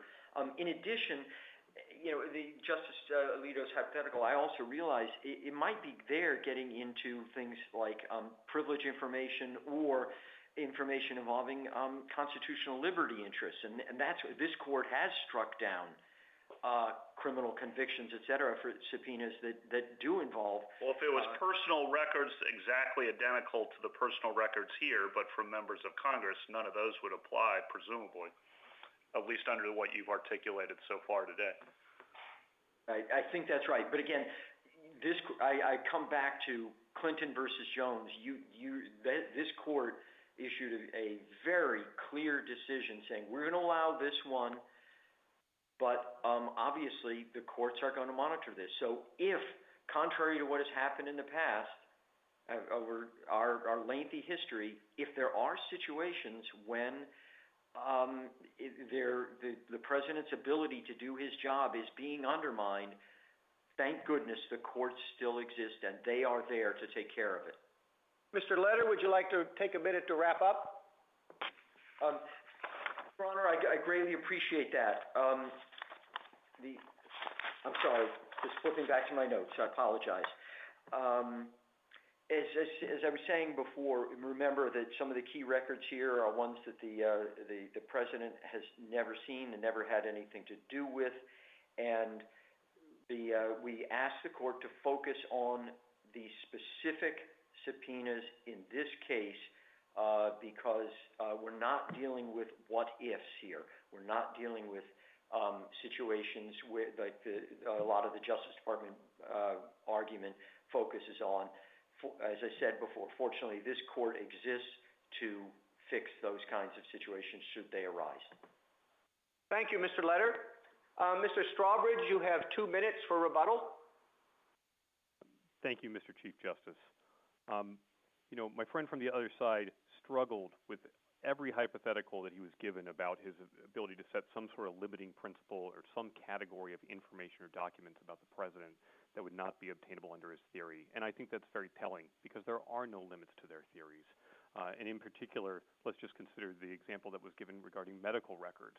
There's no reason under his theory why the president and his family and his grandchildren could not be declared useful case studies, and therefore Congress would send out a subpoena for their medical records. For that matter, the president eats and drinks like everybody else, and Congress naturally has the ability to regulate food safety. But that does not mean that Congress can subpoena medical records or even the president's DNA. My friend refused to even rule out that hypothetical categorically below, and I think it's telling that he can't provide any meaningful limit today. And I think that's consonant with the fact that they failed to consider what their actual legislative need is. This is an implied power in aid of legislation. It's not a free-ranging warrant to investigate wrongdoing going back 10 years. He cites to a laundry list of legislative proposals, almost all of which were passed before these subpoenas even issued, and at no point in the argument section of their brief or today does he try to tie any particular legislative proposal specifically to the president, the finances, let alone the vast swath of documents that they seek here. This is not an attempt to preserve the separation of powers. It's an attempt to eviscerate that. On that point, I wanted to note, in response to Justice Breyer's question, which I may have misunderstood, the Senate Watergate Committee, in fact, did serve congressional subpoenas under the legislative power, and applying the heightened need standard, the D.C. Circuit invalidated it, just as this court invalidated the attempt to hold in contempt somebody in Kilbourne when it violated the separation of powers, just as the lower courts, every time separation of powers has squarely been presented, has invalidated it. These subpoenas are overreaching. They are an obvious distraction. They are going to multiply if this court accepts the path that the House is attempting to lay. The decisions below should be reversed. Thank you. Thank you, counsel. The case is submitted.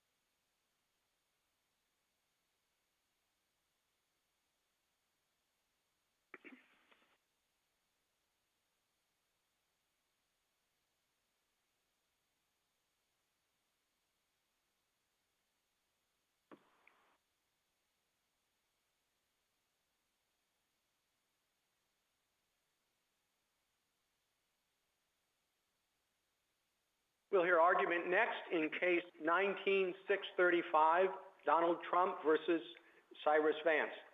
Mr. Sekulow? Thank you, Mr. Chief Justice, and may it please the court. No county district attorney in our nation's history has issued criminal process against the sitting president of the United States, and for good reason. The Constitution does not allow it. Temporary presidential immunity is constitutionally required by Article 2, and accordingly, the Supremacy Clause defeats any authority the DA has under state law adds to the president. The Second Circuit is wrong and should be reversed. If not reversed, the decision weaponizes 2,300 local DAs. An overwhelming number of them are elected to office and are thereby accountable to their local constituencies. The decision would allow any DA to harass, distract, and interfere with the sitting president. It subjects the president to local prejudice that can influence prosecutorial decisions and to state grand juries who can then be utilized to issue compulsory criminal process in the form of subpoenas targeting the president. This is not mere speculation. It is precisely what has taken place in this case and with the subpoena we challenge. In the argument just concluded, we asserted that the subpoenas did not serve a legitimate legislative purpose, and they were burdensome. Yet the DA copied almost verbatim the House Oversight Committee subpoena with an additional 13 words which seek the president's tax returns. How revealing.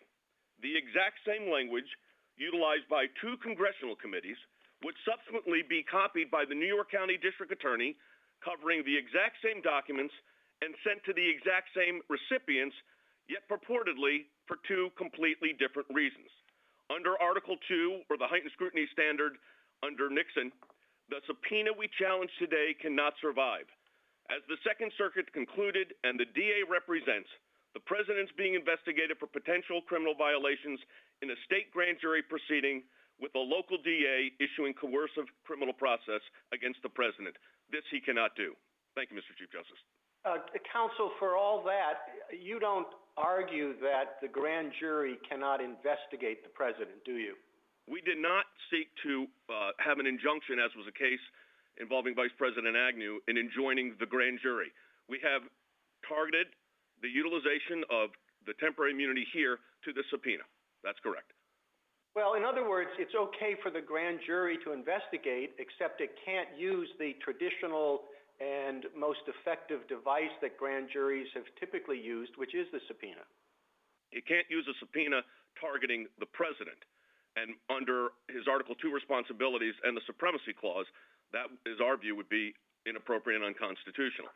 So we have not challenged the investigation. I don't understand your theory in terms of distraction and all that would seem to go much farther than resisting the subpoena. I don't know why you don't resist the investigation in its entirety, or why your theory wouldn't lead to that.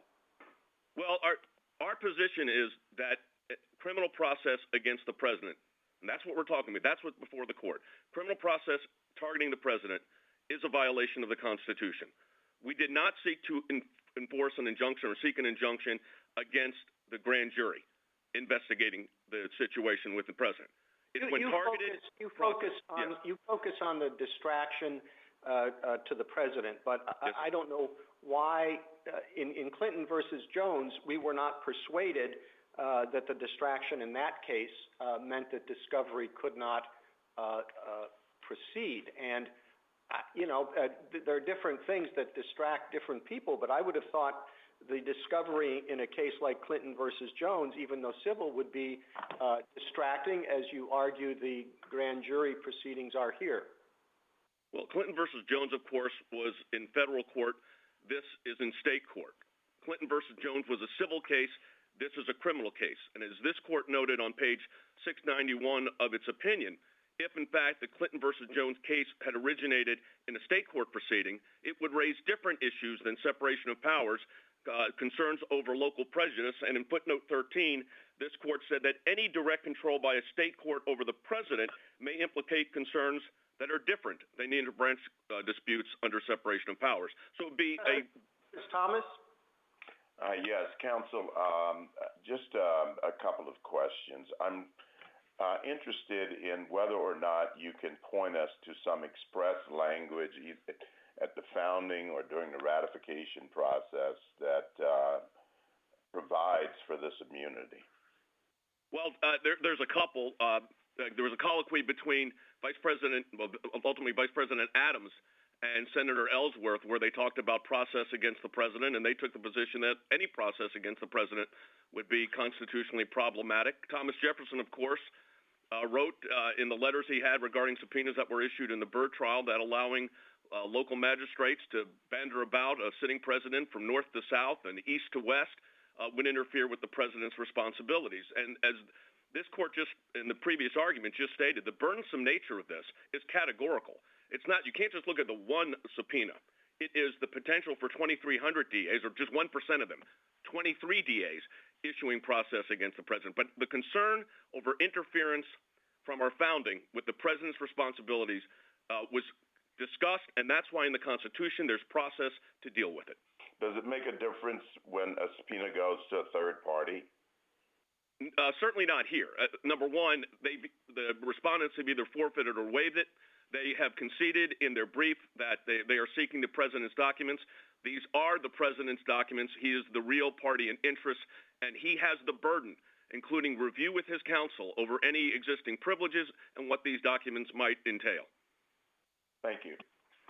Thank you, Justice Thomas. Justice Ginsburg? We have said in the grand jury context that the public has a right to every man's evidence. Is it your position that that is save for the president, every man's evidence, save for persons protected by privilege, and there is no privilege involved here. These are non-privileged, non-confidential papers. So is the grand jury right to every man's evidence exclusive of the president, every man except the president? That's one question. And then I wanted you to answer specifically. Paula Jones has held that the president was not immune from civil suits for conduct occurring before he took office. If Paula Jones had sued in state court rather than federal court, would Clinton have had absolute immunity? Well, to the second question first, if I might, Justice Ginsburg, this court in Clinton against Jones said that if the case was brought in state court, it would raise different issues of concerns over local prejudice. It was different than the separation of powers issues at play. It was issues involving the Article 2 and the Supremacy Clause. So the court said that on pages 691 and footnote 13. With regard to every man's evidence, this court has long recognized that the president is not to be treated as an ordinary citizen. He has responsibilities. He is himself a branch of government. He is the only individual that is a branch of government in our federal system. So our position is that the Constitution itself, both in structure and text, supports the position that the president would be temporarily immune from this activity from a state proceeding while he is the president of the United States. Justice Breyer? Every man's evidence excludes the president. If I may, Mr. Chief Justice, Justice Ginsburg, it's not that it excludes the president. The president is not to be treated as an ordinary citizen, and this is a temporary immunity. This is for while the president's in office, and we think that is required by the Constitution. Thank you. Justice Breyer. Well, you make a point of the 2,300 district attorneys, but of course in Clinton v. Jones there might be 1 million, I don't know, tens of thousands of people who might bring lawsuits. Perhaps all of them were unfounded, but they could file the paper. Why isn't it sufficient just to apply ordinary standards? I gather ordinarily any person gets a subpoena can come in and say it's unduly burdensome. And what counts as unduly burdensome for a doctor who's in the middle of an operation might be very different from a person who's a salesman. And similarly for the president, all the factors you raise could come in under the title unduly burdensome. So why not just go back? Let the president say, I'll show you precisely how this is burdensome. I'm going to spend time, effort, working all these things out, figuring out what they mean, etc. And if he shows undue burden and lack of connection, he wins, and otherwise not. That's true of every person. That's Clinton v. Jones. Why not the same here? Justice Breyer, the hypothetical you just gave, I think, proves the point. By the time you were to prepare, review, analyze the various requests, just in these three cases that we have today, shows the burdensome nature. And then to require the president of the United States, and as you raised in your opinion, in a concurring opinion in Clinton versus Jones, that burden is being met just by us being here. But to require the president to have to respond to each and every state district attorney that would like to... No, he would hire you, and he'd hire a lawyer to list what the burdens are. That wouldn't take a lot of time. And then he wouldn't be burdened because you'd go in and say what the burdens are. And if you're right, you win that case. They are saying the other side, there are no burdens here. Well, you say there are. So send it back and let them figure out what they are. I think doing that establishes the problem with an analysis of a case-by-case analysis. For instance, in this very case, in this subpoena found on page 118A and 19 of the petition appendix, there's a list of documents that are extensive. You would have to meet with the President of the United States. I mean, could you imagine just for a moment, Justice Breyer, that and you said let's assume the President were to hire me, that I'm going to call the President of the United States today and say, I know you're handling a pandemic right now for the United States, but I need to spend a couple of 2 to 3 hours with you going over a subpoena of documents that are wanted by the New York County District Attorney. I know you're busy, but can you carve me out 2 hours? Justice Alito?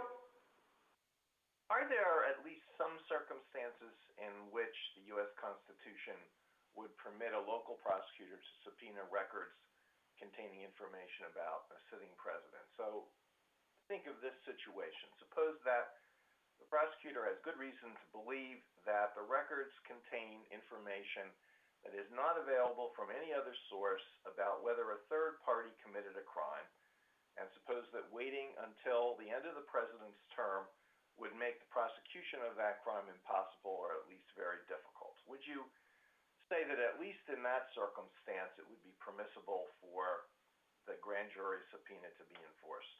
In a state court proceeding, the issues of time and burden are still there. Now, in U.S. v. Nixon, that was a case where the president was a witness, and the documents were asked for, and this court said it should be handed over. But in that case, it was very clear that the president was a witness, and the attorney, the independent counsel there, Leon Jaworski, specifically stated to this court that the president was not a target. So if we had a pure witness standpoint, while it's a different case, the same constitutional principles would be at play, but here we're talking about criminal process targeting a president.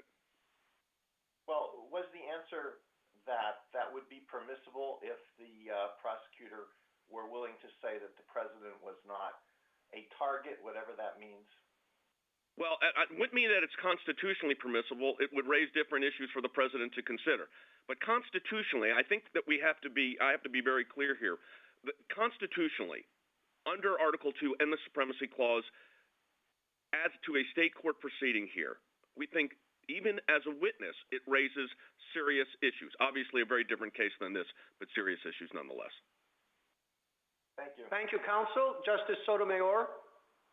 Counsel, it seems that you're asking for a broadness of immunity that Justice Thomas pointed out is nowhere in the Constitution. And in fact, the Constitution protects against presidential interference with state criminal proceedings.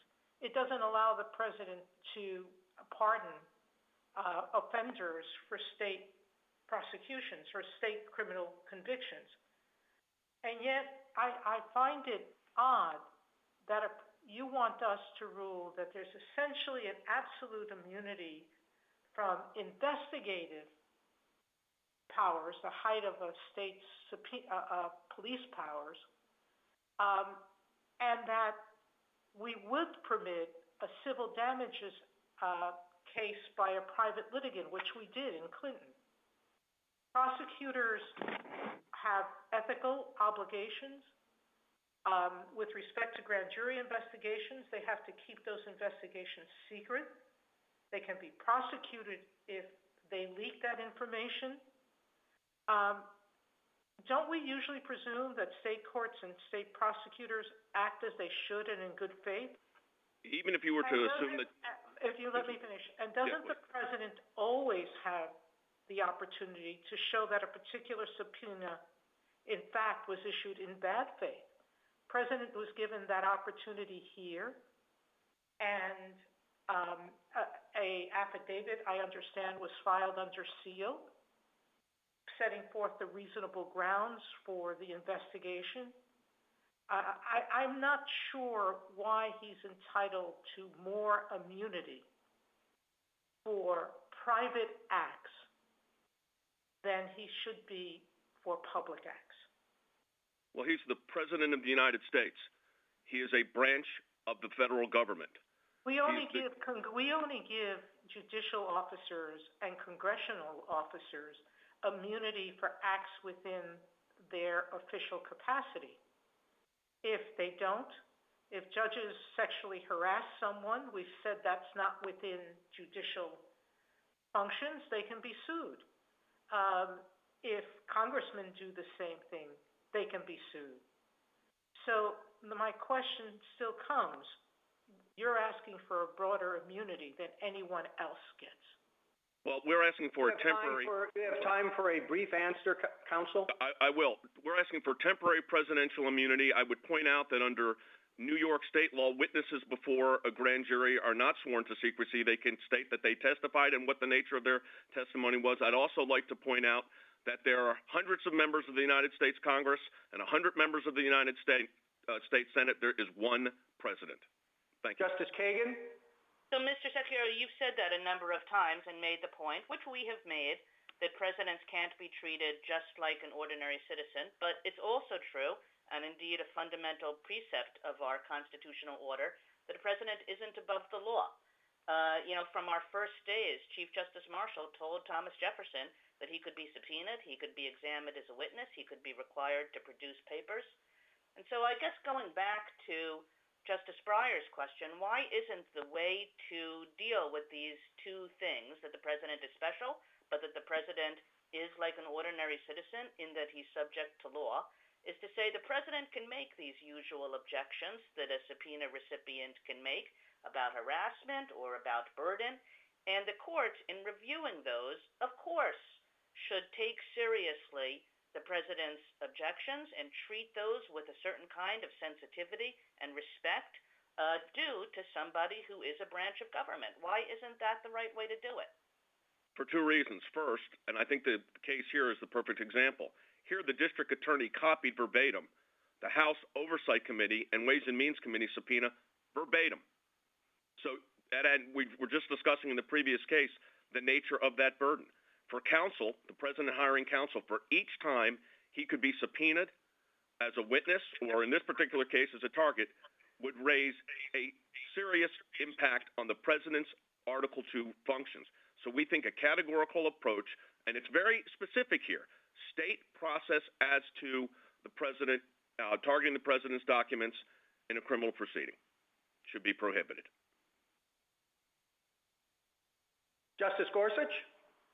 Counsel, I'd like to return to the question of Clinton versus Jones and how you would have us distinguish it. Yes, it took place in federal court, but it was a civil case, and as has been pointed out, there could have been multiple versions of that in multiple different districts across the country.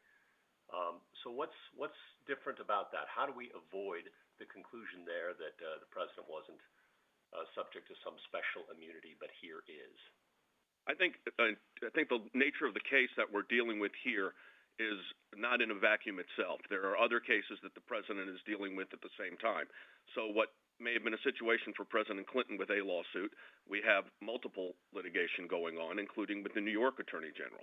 So I think the Supremacy Clause issue and the Article 2 issue here is pronounced, as this court alluded to, in Clinton against Jones for that very reason, this idea that local prejudice would impact the president. So the idea that we would wait until there's more of these, we're already here on 4 subpoenas, or 3 subpoenas, 3 cases involving multiple subpoenas, much of which covers the same documentation. So I think it in fact, Justice Gorsuch, proves the point. We're here because the House has asked for documents that now the district attorney is asking for. So we are seeing that in real time, the burdensome nature of what's happening here. How is this more burdensome, though, than what took place in Clinton versus Jones? I guess I'm not sure I understand. Well, I mean, there's a big distinction between a defendant in a civil case and a principal in a criminal case here by the state district of the local DA. Let me stop you there. Yes. They sought the deposition of the president while he was serving. Here, they're seeking records from third parties. But they're his records from third parties, Justice Gorsuch. The third party is simply the agent custodian of the president's tax returns on the President's statement of financial conditions. So these are the President's documents that they're asking. And what's to stop them from seeking a deposition of the President, or, for that matter, asking the President to appear before a grand jury? Because if the official versus unofficial was the deciding factor, and our view is that the initiation of process here interferes with the President's official duty, but if there was going to be this unofficial-official distinction put in place, well, then what stops the local district attorney from having the President testify, having the President tried? Justice Kavanaugh? Thank you, Mr. Chief Justice, and good afternoon, Mr. Sekulow. Good afternoon. Just following up on Justice Gorsuch, just explain, if you can, the rationale for having one rule for criminal and another rule for civil. Just assume there's one criminal investigation, that's it? And just explain the rationale for a different rule there. Well, it's not that it's a different rule, because in this case, because it's within the context of a state proceeding, you have Article 2 concerns, and it's the Supremacy Clause issues, as this court alluded to in Clinton against Jones, that create the issues of concern about local prejudice. But the criminal nature of it creates a burden very distinct from a civil case, to be clear. Someone that is target. Well, the idea that you are the subject or a target of a criminal case being brought against you is very different than a civil suit, where at the end of the day it results in monetary damages, not a loss of liberty. So there's a big distinction between a civil case and a criminal case in that regard, and I think that impacts the standard upon which this court should be looking at the President's temporary presidential immunity. We're talking about stopping a process targeting the President, this subpoena targeting the President. That's what we're talking about here. It is that burden that is our concern. I think the other side says that the position you're articulating is a bit more consistent with Justice Breyer's concurrence in Clinton versus Jones than with the majority opinion. In his concurrence, he said that judges hearing a private civil damages action against the sitting president may not issue orders that could significantly distract a president from his official duties. It's pointed out that that language was not in the majority opinion. What do you think about how we should assess that? Well, I think civil discovery versus criminal processes are two very distinct processes. And in a civil context, in a civil proceeding, we have the federal rules of civil procedure in the federal court that govern how that process goes forward, and federal judges can take into various considerations, especially dealing with the president. This is a state proceeding initiated by the local district attorney against the sitting president of the United States. So our concern here is the nature of the proceeding itself is why we view categorically that a subpoena targeting the president and his records here would be violated. Sorry to interrupt. How do you deal with statute of limitations issues?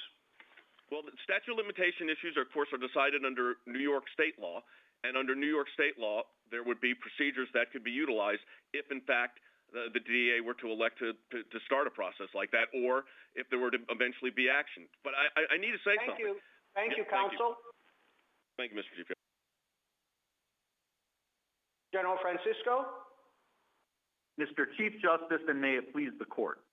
At a minimum, a local prosecutor should have to show he really needs the president's personal records to subpoena them for two reasons. First, as the court suggested in Clinton against Jones, state proceedings can pose a greater threat to the presidency. The 2,300 prosecutors across the country necessarily place more emphasis on local interests than national ones. A special needs standard ensures that federal courts balance the prosecutor's local need for information against national interests, including the president's need to do his job. Second, ordinary grand jury rules are not designed to protect Article 2 interests. That's why in Nixon, the court held a federal prosecutor had to show a demonstrated specific need for the information sought. A local prosecutor should at least be required to meet the same standard. As the court has repeatedly said, in no case of this kind would a court be required to proceed against the president as against an ordinary citizen. And here the district attorney hasn't tried to meet the special needs standard. General Francisco, we just heard Mr. Sekulow argue in favor of an absolute standard, no circumstances, no how. Your position is that, as you say, at a minimum, the special needs test must be met. Of course, Mr. Sekulow is representing Mr. Trump. You're representing the United States. You're arguing for a more flexible standard. So what was wrong with Mr. Trump's position? Your Honor, I actually think that Mr. Sekulow makes a very strong argument on the immunity issue. We just don't think it's one that the court needs to address, at least until the prosecutor argues and attempts to meet the special needs standard. Here, since the prosecutor hasn't argued and isn't arguing before this court that he meets the special needs standard, there's no reason for the court to address the broader immunity question, and it's the court's ordinary processes to try to avoid those broader and more difficult questions when possible. And here we think that the special needs standard would fully resolve this case at this stage of the proceedings. Well, in a typical case with adequate allegations to say that the standard's implicated, you would say that it goes before a court, and the court will examine whether or not the criteria you talk about, which I gather is the test under Nixon, are met. And under Mr. Sekulow's standard, would not immediately go before the court. He was looking for a ruling from us saying that he's absolutely immune, so the court would have no business addressing such a case. That's a very significant difference. Well, Your Honor, I think that in both instances, the argument would be available to an article. You'd be able to make that argument to an Article II federal court. Under our argument, if the court found that the prosecutor hadn't met the Nixon special needs standard, it wouldn't need to address the broader immunity question. If it did find that the district attorney met the special needs standard, it would have to then address the broader immunity question. And all we are saying is that unless and until the special need issue is addressed at the threshold, there's no need to address the broader immunity question in this case. Thank you, counsel. Justice Thomas? Yes, General Francisco, you mentioned the level of threat to the president or burden on the president. How do we determine that when it's too much? Well, Your Honor, here I think there are a couple of things that you can take into account. First, the fact that we're in state court I think is quite significant. Local prosecutors are necessarily going to put more emphasis on local interests than national ones. It simply reflects the manner in which they rise to office through elections by local, relatively homogenous political communities. And in New York State, I would also add that the trial court judges are elected in a similar way. So there you've already got this risk of local prejudice. And so what the special needs standard does is that it ensures that there's a federal court that's available to balance the local interests against the national ones, including the president's need to do his job. And then secondly, it also has to do with the ordinary grand jury rules that would apply to a local prosecutor exercising his authority. Those rules were not designed to, and they're not sufficient to protect Article II interests, since under ordinary grand jury rules, a district attorney never has to make a particularized showing of need. Instead, the burden is on the witness to show that the subpoena can have no conceivable relevance to any plausible subject of an investigation. Now, that is a perfectly appropriate standard in the ordinary case, but the reason why Nixon applied the special needs standard above and beyond the ordinary rules of criminal procedure was because the court recognized that the president is the sole person in whom all Article II powers are vested. And so he is entitled to a measure of protection above and beyond the ordinary rules. And the special needs standard is one of those measures of protection. To point back to Justice Breyer's very persuasive concurrence in Clinton against Jones, I think Justice Breyer correctly predicted that this court would need to develop special protective procedures precisely for the president in the context of litigation like this. Justice Ginsburg? You stress that the states are subordinate sovereigns and they are subject to the Supremacy Clause. But you don't give any credit at all to the 10th Amendment and the reserved powers of the state. That's one question that I have. And as far as the impact of the president is concerned, I think there's no case more dramatic than the Nixon tapes. Devastating impact on the president. He resigned from office, but yet that was okay. So I really don't get it. So, Your Honor. Yes? So, Your Honor, in terms of the 10th Amendment, all we're saying is that Article 2 vests all executive power in a single president of the United States. He is the sole person in whom all executive power is vested, and so that necessarily implies that there are limits on what others can do to unduly burden him in his ability to do his job.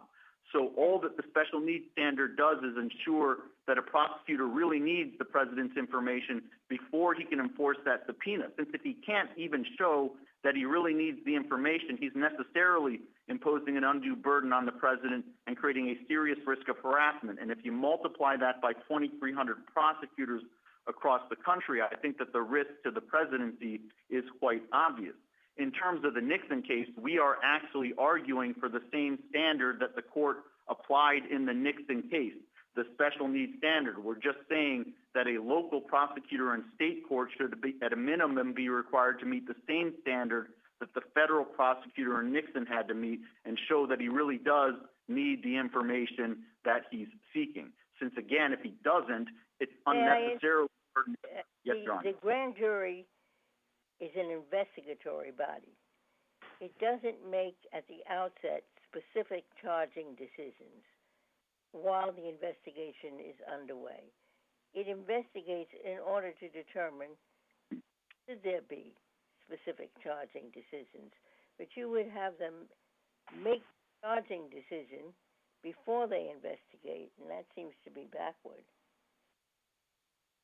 Your Honor, respectfully, no. I would simply urge that you apply the same standard that Judge Wald applied in the Inree Fields case, which was a grand jury subpoena issued to the White House, where she concluded properly, in our view, that Nixon's special needs standard ought to apply to grand jury subpoenas. It's not, you don't have to make a charging decision, but you do have to show a demonstrated, specific, particularized need for the information pursuant to which you are issuing the grand jury subpoena. Justice Breyer? Thank you. General, I think that Nixon tape case has one thing for you, one thing against you. The thing against you, I think it was a case where executive privilege was asserted.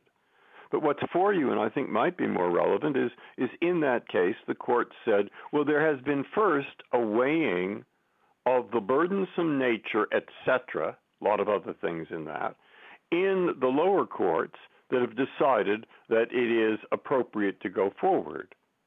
Now, what I don't see is why you need a special standard more than that here, the ordinary standard.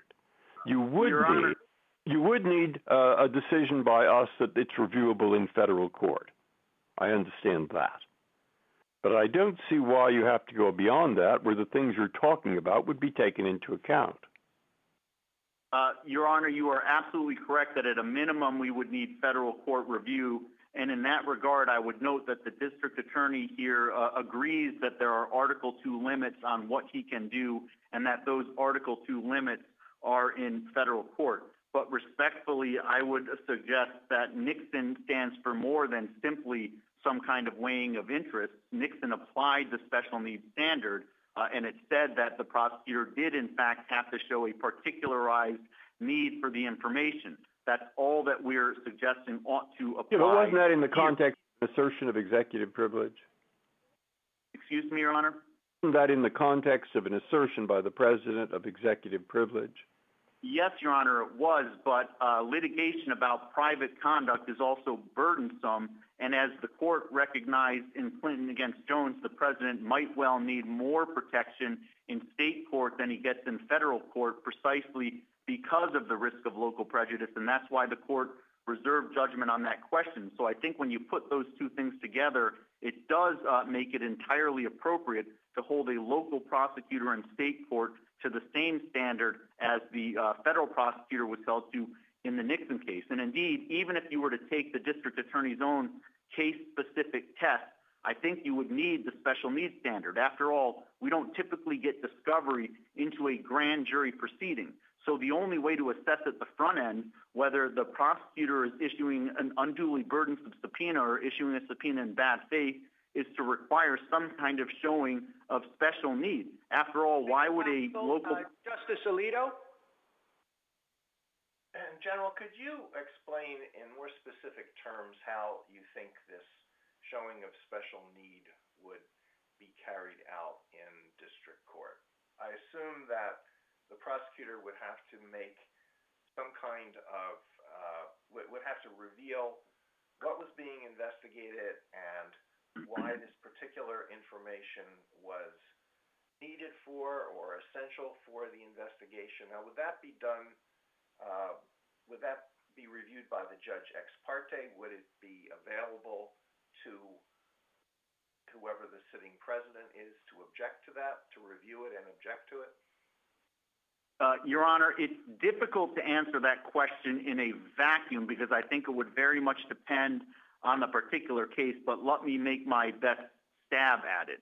I think that in order to have meaningful judicial review, you would need, the prosecutor would need to make public as much as could responsibly be made public so that the president would have an opportunity and the president's lawyers would have an opportunity to make their case on the particular facts. If there is a certain amount of evidence that really cannot responsibly be made public, then I think it would be appropriate to consider ex parte proceedings or filings under seal. In all events, we think that that's the type of assessment that needs to be made when you're talking about subpoenas, unprecedented subpoenas like this one, that are from state and local prosecutors targeting the President of the United States. The other place I would point you to is, again, Judge Wald's very good opinion for the D.C. Circuit in the In Re Sealed case, where she does walk through in some amount of detail and unpack how the special needs standard applies to grand jury subpoenas. How essential must the information be in order to meet this special needs standard? Does it have to be absolutely indispensable, not available from any other source by any conceivable means, or simply very useful? Your Honor, it's probably somewhere in between those two things. I think it's got to be.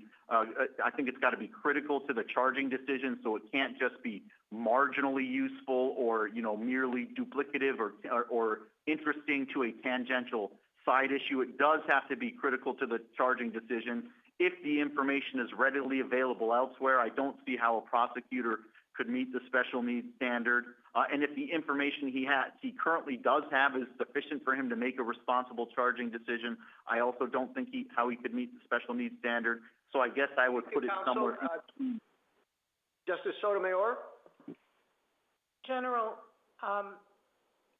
there's always danger in taking a doctrine adopted for one set of needs, and that has to do with needs that are balancing what is clearly recognized in law as executive privilege versus the needs for the proceeding at issue, and transplanting it to a situation that's totally different, where we're not talking about a claim of executive privilege, and we're not talking of executive immunity. We're talking about private activities that predated the president's tenure. So why are we using all that transplanted language, and why don't we get to a standard that takes care of what you're worried about, which is harassment and interference, and simply ask whether the investigation is based on credible suspicion of criminal activity and whether the subpoena is reasonably calculated to advance that investigation. A standard that looks to whether there is a good faith basis for the state prosecutor's actions and whether the subpoena is reasonable in its scope and burdens. I don't understand why that sort of standard is inadequate especially for a proceeding that involves secrecy, like a grand jury subpoena? For two reasons, Your Honor. First, for the reasons that I think Justice Breyer did persuasively explain in Clinton against Jones, even litigation about private conduct can be quite burdensome, and that is particularly so when you're talking about private conduct that's being litigated in state court pursuant to state procedures. So I think that's why he correctly predicted that this court would need in future cases to develop special protective procedures precisely in this context. And secondly, I think that the special protective procedure that we are proposing here is necessary even under Your Honor's general approach. After all, why would a prosecutor take the unprecedented step of issuing a subpoena to the President of the United States for personal records from a local prosecutor if he can't even show that he really needs the information that he's seeking? If he can't make that showing, I think there is a pretty good reason to be a little bit suspicious. After all, very prosecutors... Justice Kagan? So, General, a couple of times now in response to Justice Breyer and Justice Sotomayor, you've explained why we should use the standard from executive privilege cases by saying, well, litigation about private conduct is also burdensome. But the point about executive privilege cases is not that it's burdensome. I mean, the critical factor is the weighty interest that a president has in communicating with advisors on official matters, often about national security, often about military matters, and the need for confidentiality in that. And that's why the Nixon standard was developed, not because of generalized ideas about burdensomeness, which can be dealt with in other ways. So again, why should that standard be used here? Respectfully, Your Honor, because I think that they're parallel interests. Executive privilege, you are right, is meant to protect the confidentiality of communications, but Article 2 more generally is meant to protect the president from being unduly burdened in his ability to carry out his responsibilities. And I think that's particularly necessary when you're talking about state court proceedings by the many, many 2,300 local prosecutors across the country who, again, are more responsive to local political constituencies and local interests than national ones. So I think that when you look at Article... You don't need this heightened standard in order to take account of burdensomeness. Burdensomeness is something that can be addressed in any subpoena, and I'm sure that courts, when it gets to the president and the special responsibilities of the president, will address those interests with respect, with sensitivity, especially if we tell them so. So why would you need this heightened standard that is meant to protect confidential communications about official government business?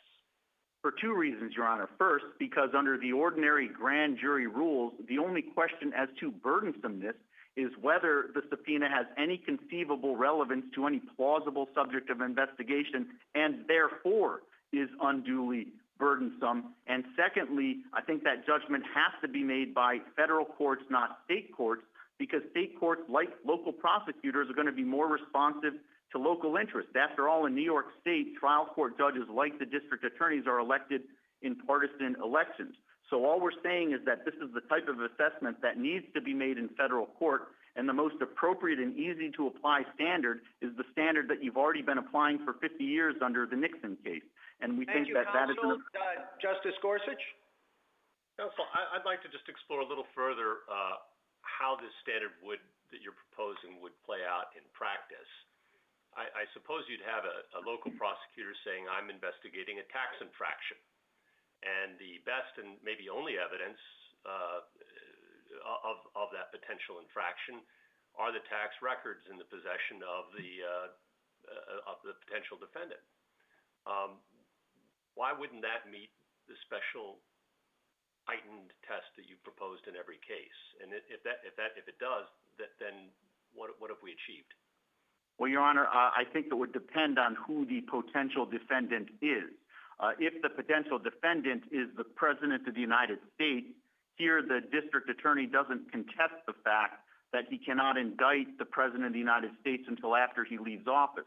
So he wouldn't be able to show that he needs the information now in order to indict the President of the United States. course, if the potential defendant is somebody else, then it might start looking closer to the Nixon case itself, where the special counsel was investigating a third party. And I think that would, in fact, be a relevant consideration under the special needs standard. I guess I didn't follow that last portion of it. Let's say the infraction is by a corporation or some entity. And we need the prosecutor is going to say we need these materials in order to determine whether there is an infraction. Right. Why wouldn't that qualify under your standard?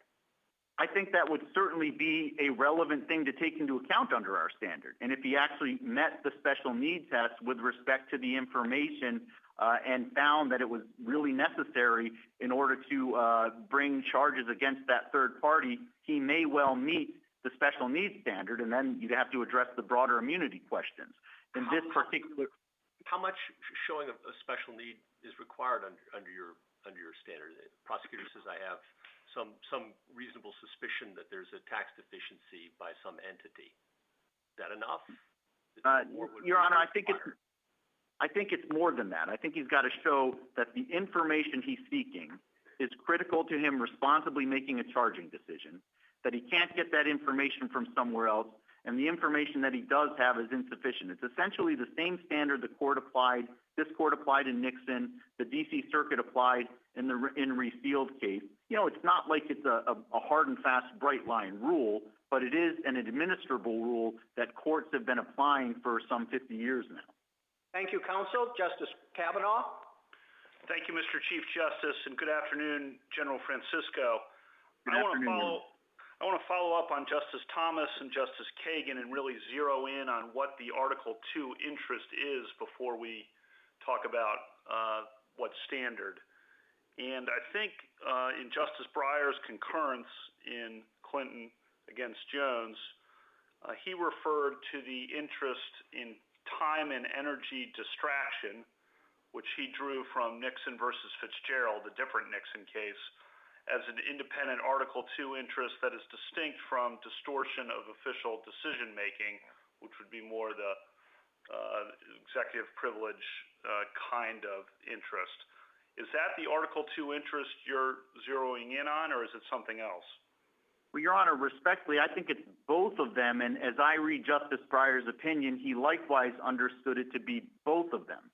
The whole idea is that Article 2 vests all executive power in a single person. And that necessarily means that others can't unnecessarily hobble or debilitate that person in his ability to responsibly carry out his duties. So the whole point of the special needs standard is to ensure that others, including prosecutors, can't unnecessarily impede the president in carrying out his responsibilities. So at a minimum, they have to show that they really need the information that they're seeking. Since if you have 2,300 prosecutors that are unnecessarily hitting the president with subpoenas and none of them can actually show they really need that information, you're necessarily going to be undermining the president's ability to effectively carry out the Article 2 duties that the Constitution entrusts to him and to him alone on behalf of the entire country. Thank you, counsel. Mr. Dunn? Mr. Chief Justice, and may it please the court. There are two principles at issue in this case.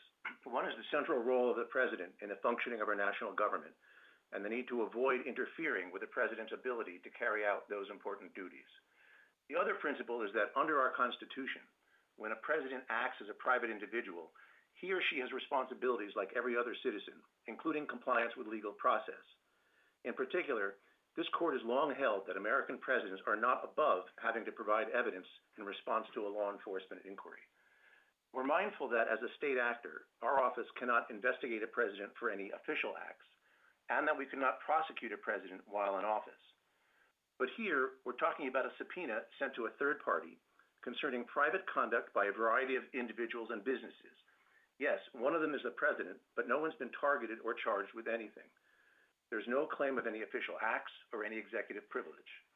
As the courts below found, the subpoena imposes no Article 2 burden whatsoever and was not born of any political animus or intent to harass. Instead, it was prompted by public reports that certain business transactions in our jurisdiction were possibly illegal. Given those allegations, our office would have been remiss not to follow up.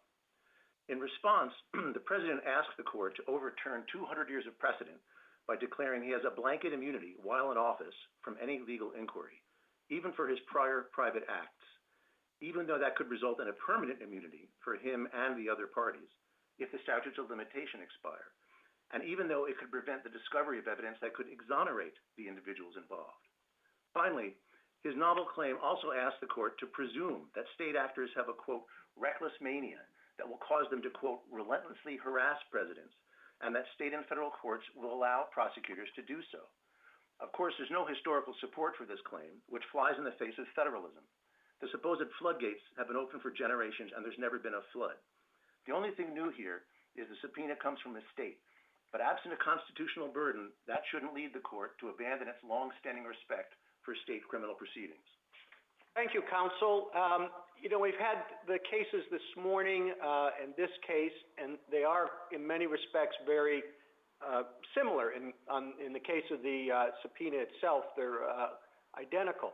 But I think in other respects, they're really quite different. The separation of powers case this morning involved entities in an ongoing relationship, the House and the President, and issues of this sort, although always very important, come up with some regularity. There's often disputes between the White House and Congress over documents, and almost always they're worked out because each of those branches have authorities and powers that affect each other. If the Senate asks for documents from the White House and the White House doesn't give them, then the Senate says, well, we're going to, take our time confirming your nominees and back and forth.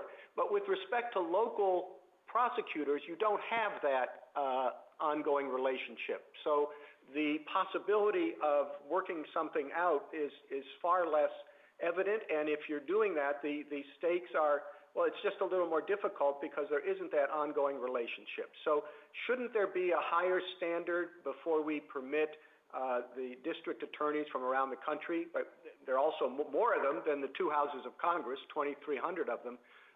Shouldn't there be a higher standard than in the case of the separation of powers dispute?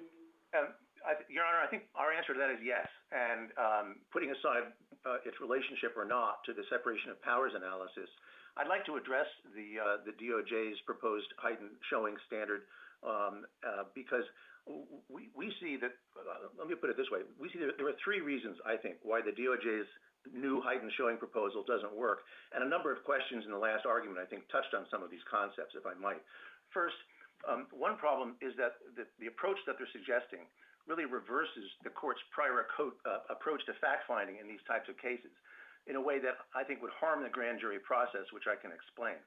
So again, we agree there should be a heightened showing requirement, but my point is only after a president has already established an actual Article II burden. Otherwise, there's nothing for a court to weigh in the balancing of Article II interests against the need for a legal process, and that balancing and that sequencing, frankly, was both central in both Nixon and Clinton cases.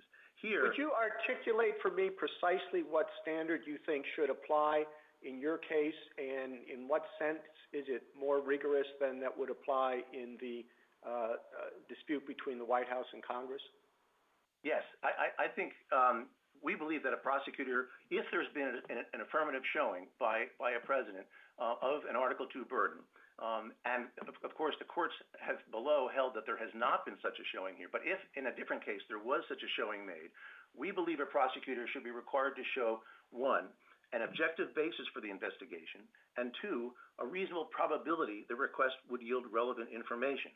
We think language like that would be more consistent with past cases of this court and with the realities of a grand jury investigation. And frankly, the courts below also already found that we've met that standard here.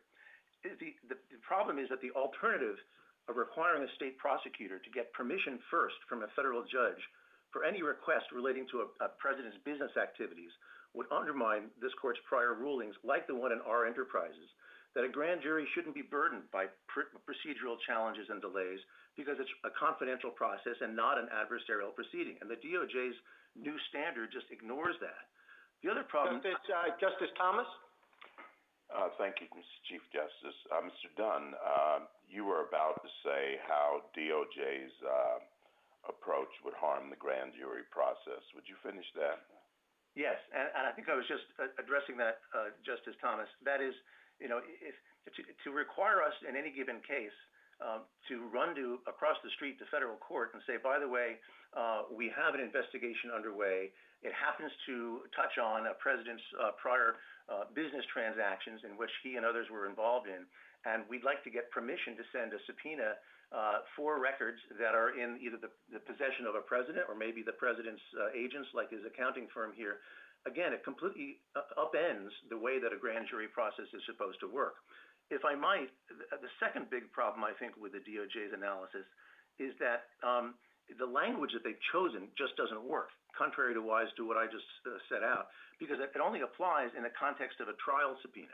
It calls for a, quote, stringent showing that the request is, quote, directly relevant to central issues at trial and charging decisions. Again, that language just doesn't apply in the context of a grand jury when no charging decisions have been made. So that's why the formulation that we've suggested, I think, would be more consistent with what's needed in a grand jury context. But again, we think that it's utterly unnecessary here to apply in our case because, A, there's already been a finding of no Article II burden, and B, we have already met the standard by the district court's finding that our investigation is well-founded and brought in good faith. So what limits a grand jury process in New York? What are the limits? Well, the limits are, I think, the same basically as they are in a federal court in most other states, Your Honor. I mean, yes, the recipient of a subpoena who has a basis to argue either a privilege or a burden of some sort has the right, as the president did here, to go into court and make those factual arguments that that either it should be quashed or constrained in some fashion. There's a grand jury judge who supervises all grand juries and their activities, who's always available here. But I think the more important point, perhaps, Your Honor, is that obviously, given the decision of the Court of Appeals below in this case, and to address that concern in that footnote in Clinton, at this point, it's clear that a president in particular who has a concern about this kind of impact on Article II duties now always has the ability to go into federal court and not into state court, which was the main concern in that footnote in Clinton. What if you thought it was the president said it was impossible for him to do his job as opposed to just being burdened? Would we have a role to limit or somehow end the grand jury process? Absolutely, Your Honor. I mean, I think that's the point of the case-specific analysis is that it gives a court, and here a federal court, to hear a concern like that expressed. And if the concern is, somehow this shuts my office down, or it's a real burden, it's not just a speculative mental distraction claim, then yes, the courts are empowered to impose a wide variety of limitations, including, if necessary, to shut an investigation down or to shut a subpoena or a litigation down. That's the beauty of this court's prior decisions in Nixon and Clinton and others, which have decided consistently to apply the case-specific analysis and have rejected the notion that this is best treated with a categorical prophylactic rule. I just think that that's not appropriate here when it's also case-specific. Thank you. Justice Ginsburg? The principal objections that have been raised is that when you're dealing with federal prosecutions, it's all controlled by the Attorney General. But here you have 2,300 district attorneys, each armed with grand jury subpoena power. So the control exists in federal courts with the Attorney General at the helm and no one controlling all of these state district attorneys. I understand, Your Honor, and I think really what that gets centrally to is the consistent argument here about the parade of horribles, if you will. And if I could address that, I think there's several answers to that concern. First of all, there's really no empirical basis in history for this apocalyptic prediction. The same claim was made and rejected by this court in Nixon and then in Clinton. That, of course, was decades ago, and there's not been a flood of subpoenas or litigations or prosecutions of presidents by states or federal prosecutors. Second, as a practical matter, this notion that there are 2,300 prosecutors out there writing with their subpoena pads open, there's just no basis to think that an army of local prosecutors like that would even have jurisdiction over a president, especially for private conduct in the first place. Here, New York City, of course, has a particular connection to the Trump organization and its financial transactions because it's headquartered here. It's not likely that more than one or many states, much less 2,300 counties, would ever have that kind of connection to a president's private conduct. Third, I think as Justice Ginsburg, you mentioned in the last argument, there's a view that there's a reckless mania by local prosecutors contradicts this court's longstanding presumption in favor of regularity and deference to state proceedings. And so to finish off, the limitation I think that you're asking about really comes in the form of the case-specific showing that past cases from this court have established. Because if there is a concern about the behavior of a local prosecutor, any president, when necessary, but it's been few and far between over the decades, can run now not just into state court, which Clinton thought could be problematic, but can run into federal court and raise exactly the kind of claim that the president has raised here. That's the limitation. Thank you. Justice Breyer. Well, thank you. I agree with you that the two basic principles you set at the outcome are there: every man's evidence versus the constitutional statement that the president is the executive, Article 2, and they conflict. Just as in the first case, the power of Congress, Article 1 and Article 2 conflict. All right. I think that I would say they don't conflict, but yes, they're in tension. They're in tension. Fine. All right. Now, a possible solution is, say, no absolute rule, but just send it to the ordinary system for weighing the needs versus the burdens. And the different sides have to say what they are. And then have that reviewable in federal court. And because of the nature of it, and we could list in an opinion the kinds of things that might not be or might be relevant depending on the case. And eventually with the president, we might review it. All right, now all that would take time. But time itself would discourage prosecutors from doing this, which might be good.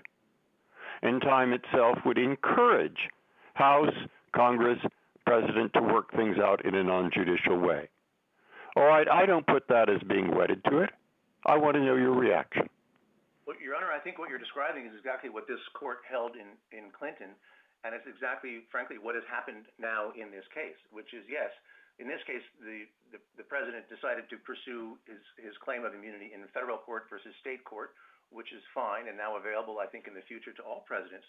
But I think the fact that is what should happen in the ordinary course and which can happen in the ordinary course is, again, the solution and the limiting principle here, because it does make it clear that there is a remedy and discourages, I would have thought, bad faith impulses by any state or local prosecutor who might harbor such an impulse, and provides an outlet that makes sure that it can't get out of control. But again, that's the beauty of the case-specific analysis. I don't think these things lend themselves to categorical prophylactic rules, and that's been the approach from this court from day one. Thank you. Justice Alito?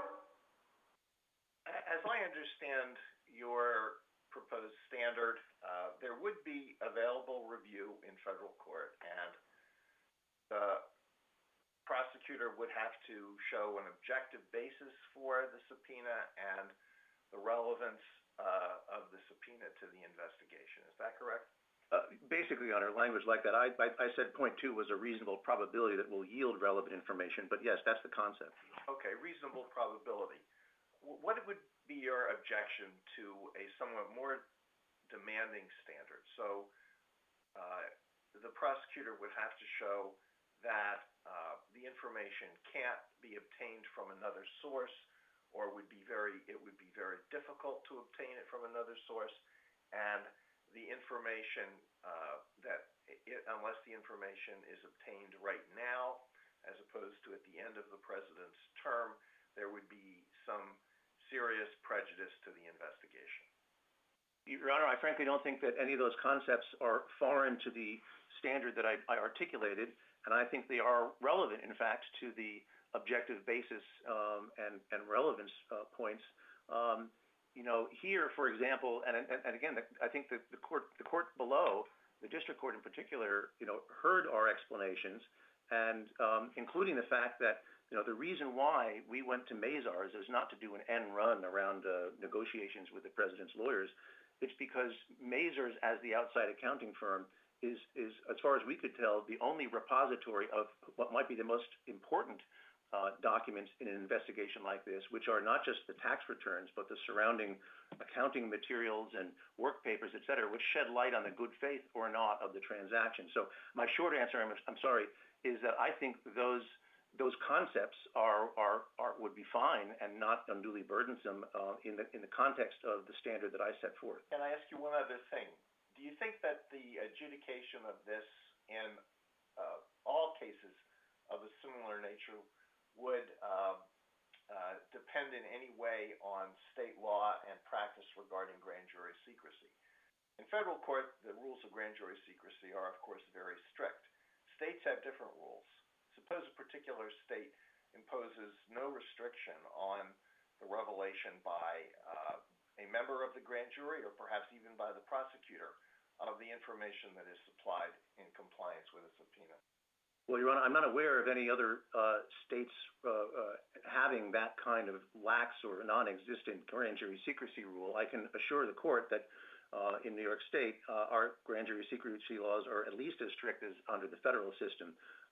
But putting that aside, if in fact the fact pattern presents to a judge the prospect that the information in fact will become public, and the president were to persuade a judge that that publication of the documents at issue would themselves impose some sort of Article II burden or other interference with his executive duties in that given state, I suppose that would be part of the case-specific analysis that the court could understand and take into account in deciding whether that there should be some limitation or even a quashing of the subpoena itself. I think that's part of the case-specific analysis.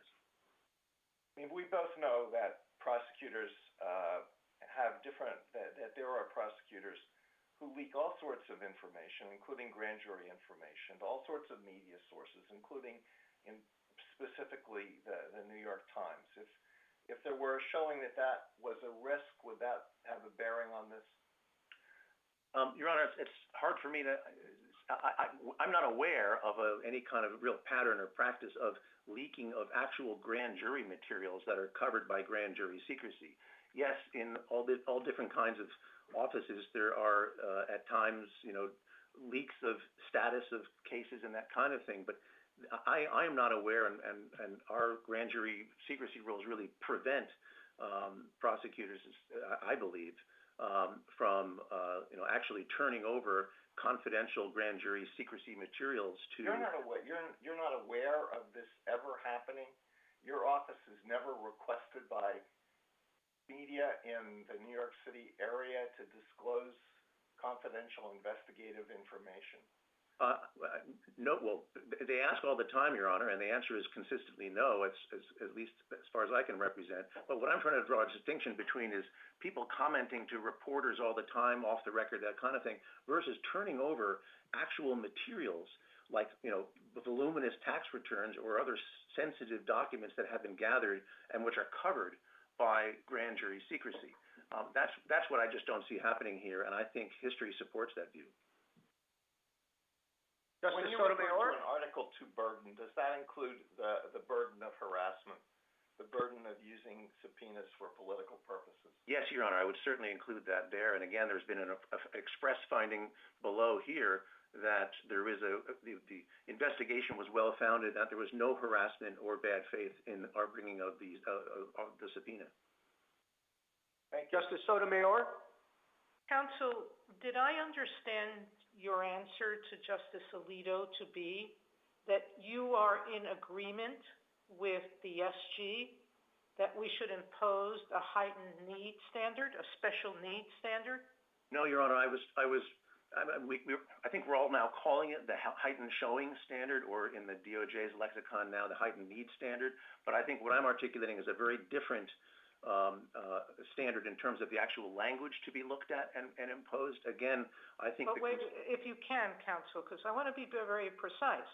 If your standard includes what the heightened need standard has, then why not call it what it is, heightened need?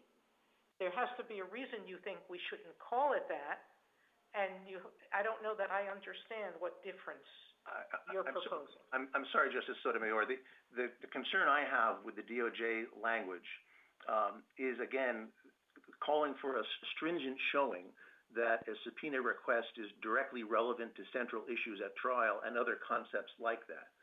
What I'm trying to propose is something, I think, which is not so strict and which is not limited to charging and trial-related concepts, but which would be workable in the context of a grand jury subpoena. And again, whatever the standard is that we're articulating, I want to stress that I believe that our office has met that standard here, even under the DOJ's proposal, because of the findings by the district court. Tell me why the heightened standard would interfere with the grand jury process. Well, I think, Your Honor, among other things, the DOJ's proposed application of its standard, if you read its brief, would confer the same absolute immunity the president is seeking here. What they say is, since you can't indict while in office, you don't need the documents while he's in office. And frankly, that's an outcome that would apply in every case. No subpoena could pass that test because they basically say, you have to wait until he's out of office before gathering information because you don't need it in the meantime. And so their definition of heightened need says you don't need it while he's in office. Well, that's not workable here. Why not? Because, well, obviously, Your Honor, if we were to wait until a president was out of office in a situation like this, first, it would risk the loss of evidence, the fading of memories, and unavailability of witnesses, which is exactly why the DOJ Moss memo, of course, specifically contemplated that a president could be subject to a grand jury while in office to avoid losing that kind of evidence. Secondly, and equally important here, no one should forget that we've got an investigation that is looking at the conduct of other people and businesses, and waiting like that would benefit those other participants. They could all end up above the law if the limitations period expires. So delay here is the same as absolute immunity and absolute permanent immunity for the president and others if a statute of limitations expires. That's the problem with the delay. Well, the other side says the statute would be told against the president, but you're right, it wouldn't be told against other people who may or may not have been committed crimes that he may or may not be a part of, correct? Correct, and that's important, Your Honor, for the third parties. But just to address my friend on the other side's comment about the tolling, I'm not aware in state law of any doctrine of implied tolling that would apply here to protect the state's interests in investigating and potentially prosecuting, if necessary, down the road. I don't know where that concept comes from, but it's never been articulated by this court. There's no act of Congress which permits that kind of tolling here. And so for us, the statute of limitations is a big concern. We've already lost 9 months of time in this investigation due to this lawsuit. And again, every minute that goes by is, basically without even a decision on the merits here, granting the same kind of temporary absolute immunity that the president is seeking here. Justice Kagan? Mr. Dunn, you've been talking about how to analyze these burdens in a case-specific way, the burdens both in terms of the president's time and in terms of any possibility of harassment of the use of a subpoena for political purposes. And Mr. Sekulow said that the burdensome nature of these subpoenas is categorical. That was his term. And I take him to mean that that any subpoena interferes with the president's responsibilities or undermines the president in his handling of the office. So what's the answer to that? Your Honor, I would make 3 points. I think the fact is that the court addressed this question, I think, in Clinton and concluded that a president can't realistically be shielded from every sort of private distraction, including some forms of legal process, especially in our modern age. So that's why it's up to a court to evaluate and protect a president, depending on the circumstances, on a case-by-case basis. Secondly, here, the claim of the possible mental distraction is completely speculative, really. It's based on the notion that the president might be worried and distracted about where an investigation might lead someday. It's not based on any actual Article II burden or interference of the sort the court was asking President Clinton to demonstrate in Clinton v. Jones. And third, I'd say if that's really the concern, I think it's wrong to think that even a categorical rule here would provide comfort to a distractible president like that. So, for example, nobody suggests here that we should be barred from continuing to investigate the president's prior colleagues. So if we now gather documents from them that reflect past communications with him while he was CEO, are we then supposed to be stopped because it could create a fear in him that the investigation of others might lead him to be accused of something someday? Again, my point is that this speculative mental distress standard is not an appropriate basis to draw a constitutional bright line. That's why the case-specific approach is more appropriate. And speculative mental distress, how about if they really mean political undermining? Well, I mean, that's beyond the ken of our office, Your Honor. And as, again, the district court found, there was no bad faith intended by virtue of our subpoena. So I don't know. It's already been determined here there's no intent to politically undermine. So I don't know how a court could try to evaluate that, and I'm not sure that would be appropriate. Mr. Sekulow suggests that you've shown your bad faith by taking the language of the House Oversight Committee's subpoena. Yes, Your Honor, and I think we've tried to address that. I mean, the simple fact is that in 2018, when our investigation started and thereafter, as we've spelled out, and there were a series of public disclosures in the press about possibly illegal transactions involving tax and other financial improprieties. And at the time of the House subpoenas and our subpoena, it was clear that both our office and the House committees were looking at the same public allegations in that regard. In a situation like that, once the House subpoena became public, it's not unusual for an office like ours to model our subpoena language on that which has already been made public from a different source when it's going to the same recipient. It makes it easier on the recipient in the process. There was absolutely no communication between our office and the House about this. There's nothing sinister about it, Your Honor. Thank you. Justice Gorsuch? Counsel, I'd like to return to your colloquy with Justices Alito and Sotomayor, because I guess I'm uncertain what the daylight is between the test you're proposing and the test the Solicitor General has suggested.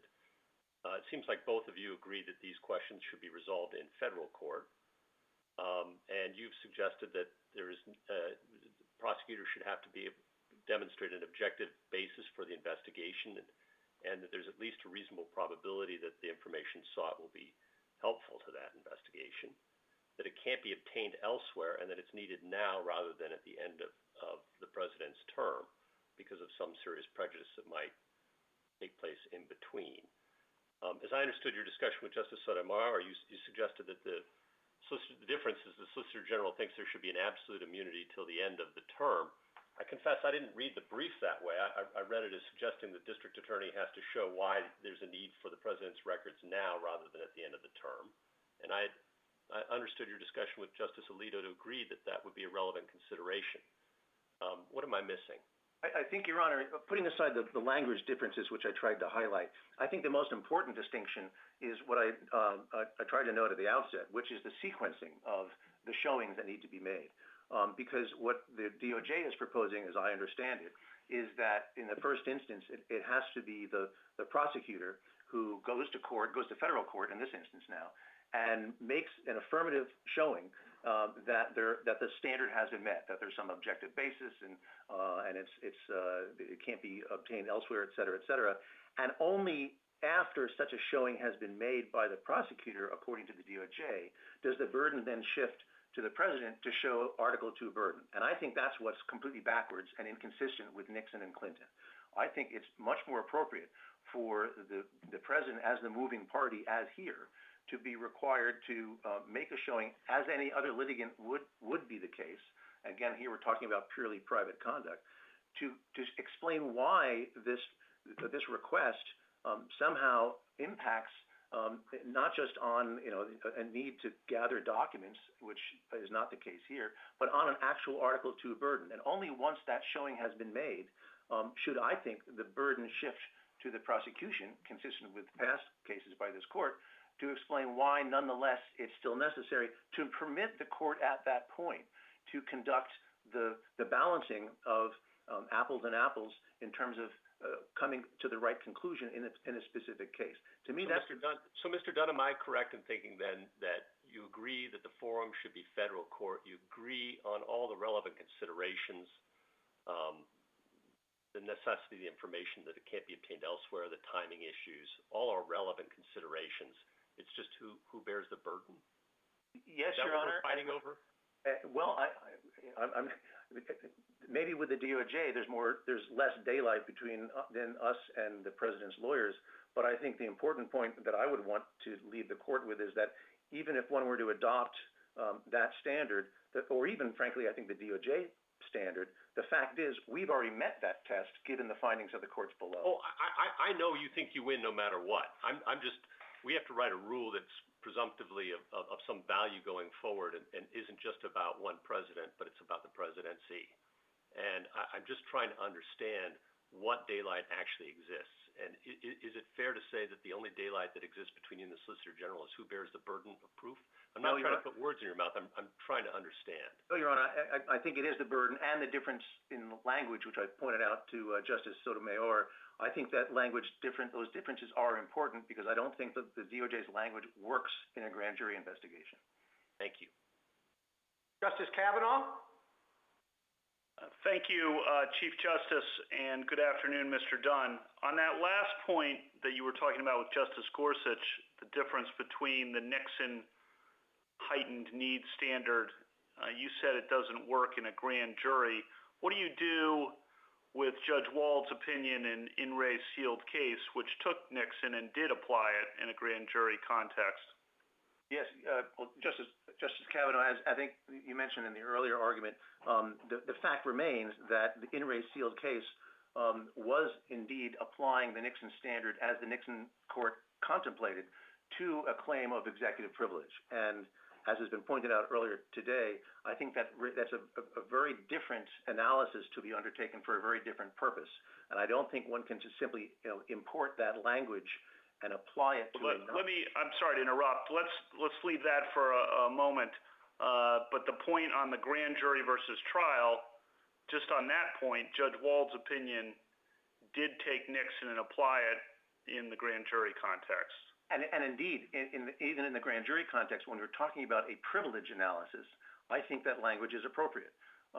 Because at that point, you already have, once there's been an affirmative showing that established that there is a privilege to be addressed, then of course, like with any attorney-client privilege, for example, it's necessary for the court then to turn to the demand or the request and the documents that are at issue and evaluate them in light of. Let's, if we can, move on to the Article 2 issue then. Do you acknowledge that there's an Article 2 interest at stake here? Yes. And what do you think it is? I think it's the Article 2 interest to be free from unreasonable burdens on the duties and obligations of the presidency, and that's the same analysis that was applied in Nixon and in Clinton. Do you think time, what Justice Breyer referred to as time and energy distraction, are appropriate Article 2 interests? Well, yes, as a matter of degree. Again, that was the court's analysis in Clinton. Recall there that although this court allowed the litigation to proceed, of course, appropriately, as I think is the case here, there's a need to make sure that the courts that are overseeing this kind of objection are undertaking an analysis of what the burdens are, including on a very practical level. I think the Clinton court hypothesized that perhaps a request for actual in-person testimony at trial by a president might be inappropriate. And I think the other side made two distinctions with Clinton, and I want to make sure you have an opportunity to address them. One is the federal state. The other is the civil criminal. On the civil criminal, I suppose one thing I'd like to hear you address is, in a civil case, and the court emphasized this in Clinton versus Jones, there's an individual person at stake who has a claim. There's not the same in a criminal context. Obviously, there are different and very important interests there, but not the individual interests. Can you address that? Well, that's one distinction, Your Honor. I suppose on the other side of the coin, there is the important difference that there are potentially thousands or many more potential private litigants out there who are not bound by the kinds of ethical and jurisdictional and other constraints that prosecutors are bound by, and to which this court has long paid deference. I think that the reason for concern in the civil context is actually much higher than it should be. Sorry, if I can get my last question in on the federal state. If there is an Article II interest at stake, and you said that there is, it's different, of course, from the executive privilege interest, but there's some Article II interest at stake. I think the other side says it would be odd if the standard were easier to meet for a state prosecutor than for a federal prosecutor, and I just want to give you an opportunity to address that. Yeah, frankly, I don't really understand that distinction. I think under the analysis that this court has applied before and the one we're talking about now, the same analysis would apply in terms of a case-specific evaluation in the context of a particular facts of a particular request. So just to stop you there, you're okay with whatever standard applies to a federal prosecutor in a case where there's an Article II interest also applying to the state prosecutor? Well, I'm not sure exactly what you have in mind, Your Honor, but I think... Well, I guess the Nixon standard. You're not okay with the Nixon standard, I don't think, but I just want to explore that. No, because of the fact that was applying to claims of executive privilege. But I think to get to your point, I think what it comes down to is that, in the Nixon and Clinton cases, we're talking about, Article III versus... we're talking about separation of powers analysis. Here, the analogy is we're balancing federalism and 10th Amendment concerns about police power of the states against the Supremacy Clause. So it's a different analysis, perhaps, but it's very analogous. Thank you. Counsel, we have time for a little bit of a second round. And I guess the thing that I would like to focus on first is this question of how you examine the burden on the president or the presidency. I just don't understand how it works in terms of you or the president being asked to devote a certain amount of time to reviewing, for example, in this case, the 10 years of documents or whatever. I mean, is there supposed to be a hearing where he says, here's what I'm doing, I've got this pandemic thing, China's causing all sorts of trouble. Most presidents throughout their term have a pretty long to-do list, and I'm just wondering how it's ever going to be any different in evaluating what that burden is. It seems to me that it would be the same no matter what. You really wouldn't need a particular hearing on that. Well, I guess, Your Honor, when we're talking about, in the context of a particular subpoena like this one, or a litigation or what have you, like in Clinton, again, this court has already decided that you can't shield a president from every sort of private distraction. And I just want to emphasize here again that that was in the civil context. The question is whether or not a criminal investigation might be a little bit more distracting. Well, I'm not sure, Your Honor. I mean, I'm not sure whether the stigma of a simple secret grand jury investigation, even if it becomes publicly known, is more distracting and stigmatizing perhaps than being accused even civilly of sexual misconduct, which was, of course, allowed to proceed in the civil case involving President Clinton. So I'm not sure that, again, the abstract concern about possible mental distraction or even public stigma under this court's prior analysis is sufficient to adopt a new bright-line constitutional rule that forbids any kind of process like this, given the history of... That is what the president's personal lawyers advocated. It's not what the Solicitor General advocated, not an absolute rule. Yes, I know, Your Honor, and therefore the answer in that case is what's happened here, which is a case-specific analysis before a court, which, as they do all the time, is able to balance and listen to arguments about burdens. And as here, when the court finds there's no Article 2 burden whatsoever after an opportunity to be heard, that should be the answer, and that's what's happened here. Justice Thomas, anything further? One brief question, Mr. Dunn. There's been much discussion about burdens on the president. I'd like from you a couple of specific examples of what you think a burden would be that actually counts in your analysis on the part of the president. Well, I guess, Your Honor, again, hypothetically, because our subpoena imposes, we say, no burden whatsoever. I understand that. But I think I would again point to this court's language in the Clinton analysis, where it was observed in passing in the opinion, I think just as dicta, but it was relevant, that if a president was asked to actually appear and testify at trial someday, someplace outside of the White House, that might be the kind of thing that you'd say really shouldn't have to happen. I would suggest there, along those lines too, that if a president were to be asked to show up for multiple days of consecutive deposition testimony or something like that, those are practical burdens. Or if the demands were that he show up at a particular time or place that is where there are conflicts and that kind of thing. Again, since we're talking here about private conduct and no executive privilege, what we get to are really practical concerns about impositions on presidential activities, and that's, I think, what we're talking about. Thank you. Justice Ginsburg, anything further? Nothing further. Justice Breyer? No, thank you. Go ahead. Justice Alito? One quick question. I don't know how good this court is about predicting the consequences of some of our decisions, but would you say that the court's prediction in Clinton versus Jones that the decision wouldn't have much of an impact on the presidency has been borne out by history?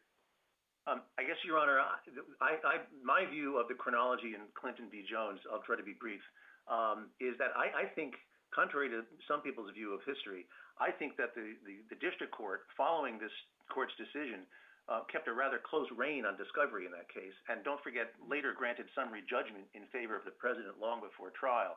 It was only that it came out later, of course, that it turns out that in his brief deposition in a case that the president committed perjury, which is what led to the impeachment proceedings and other travails he had.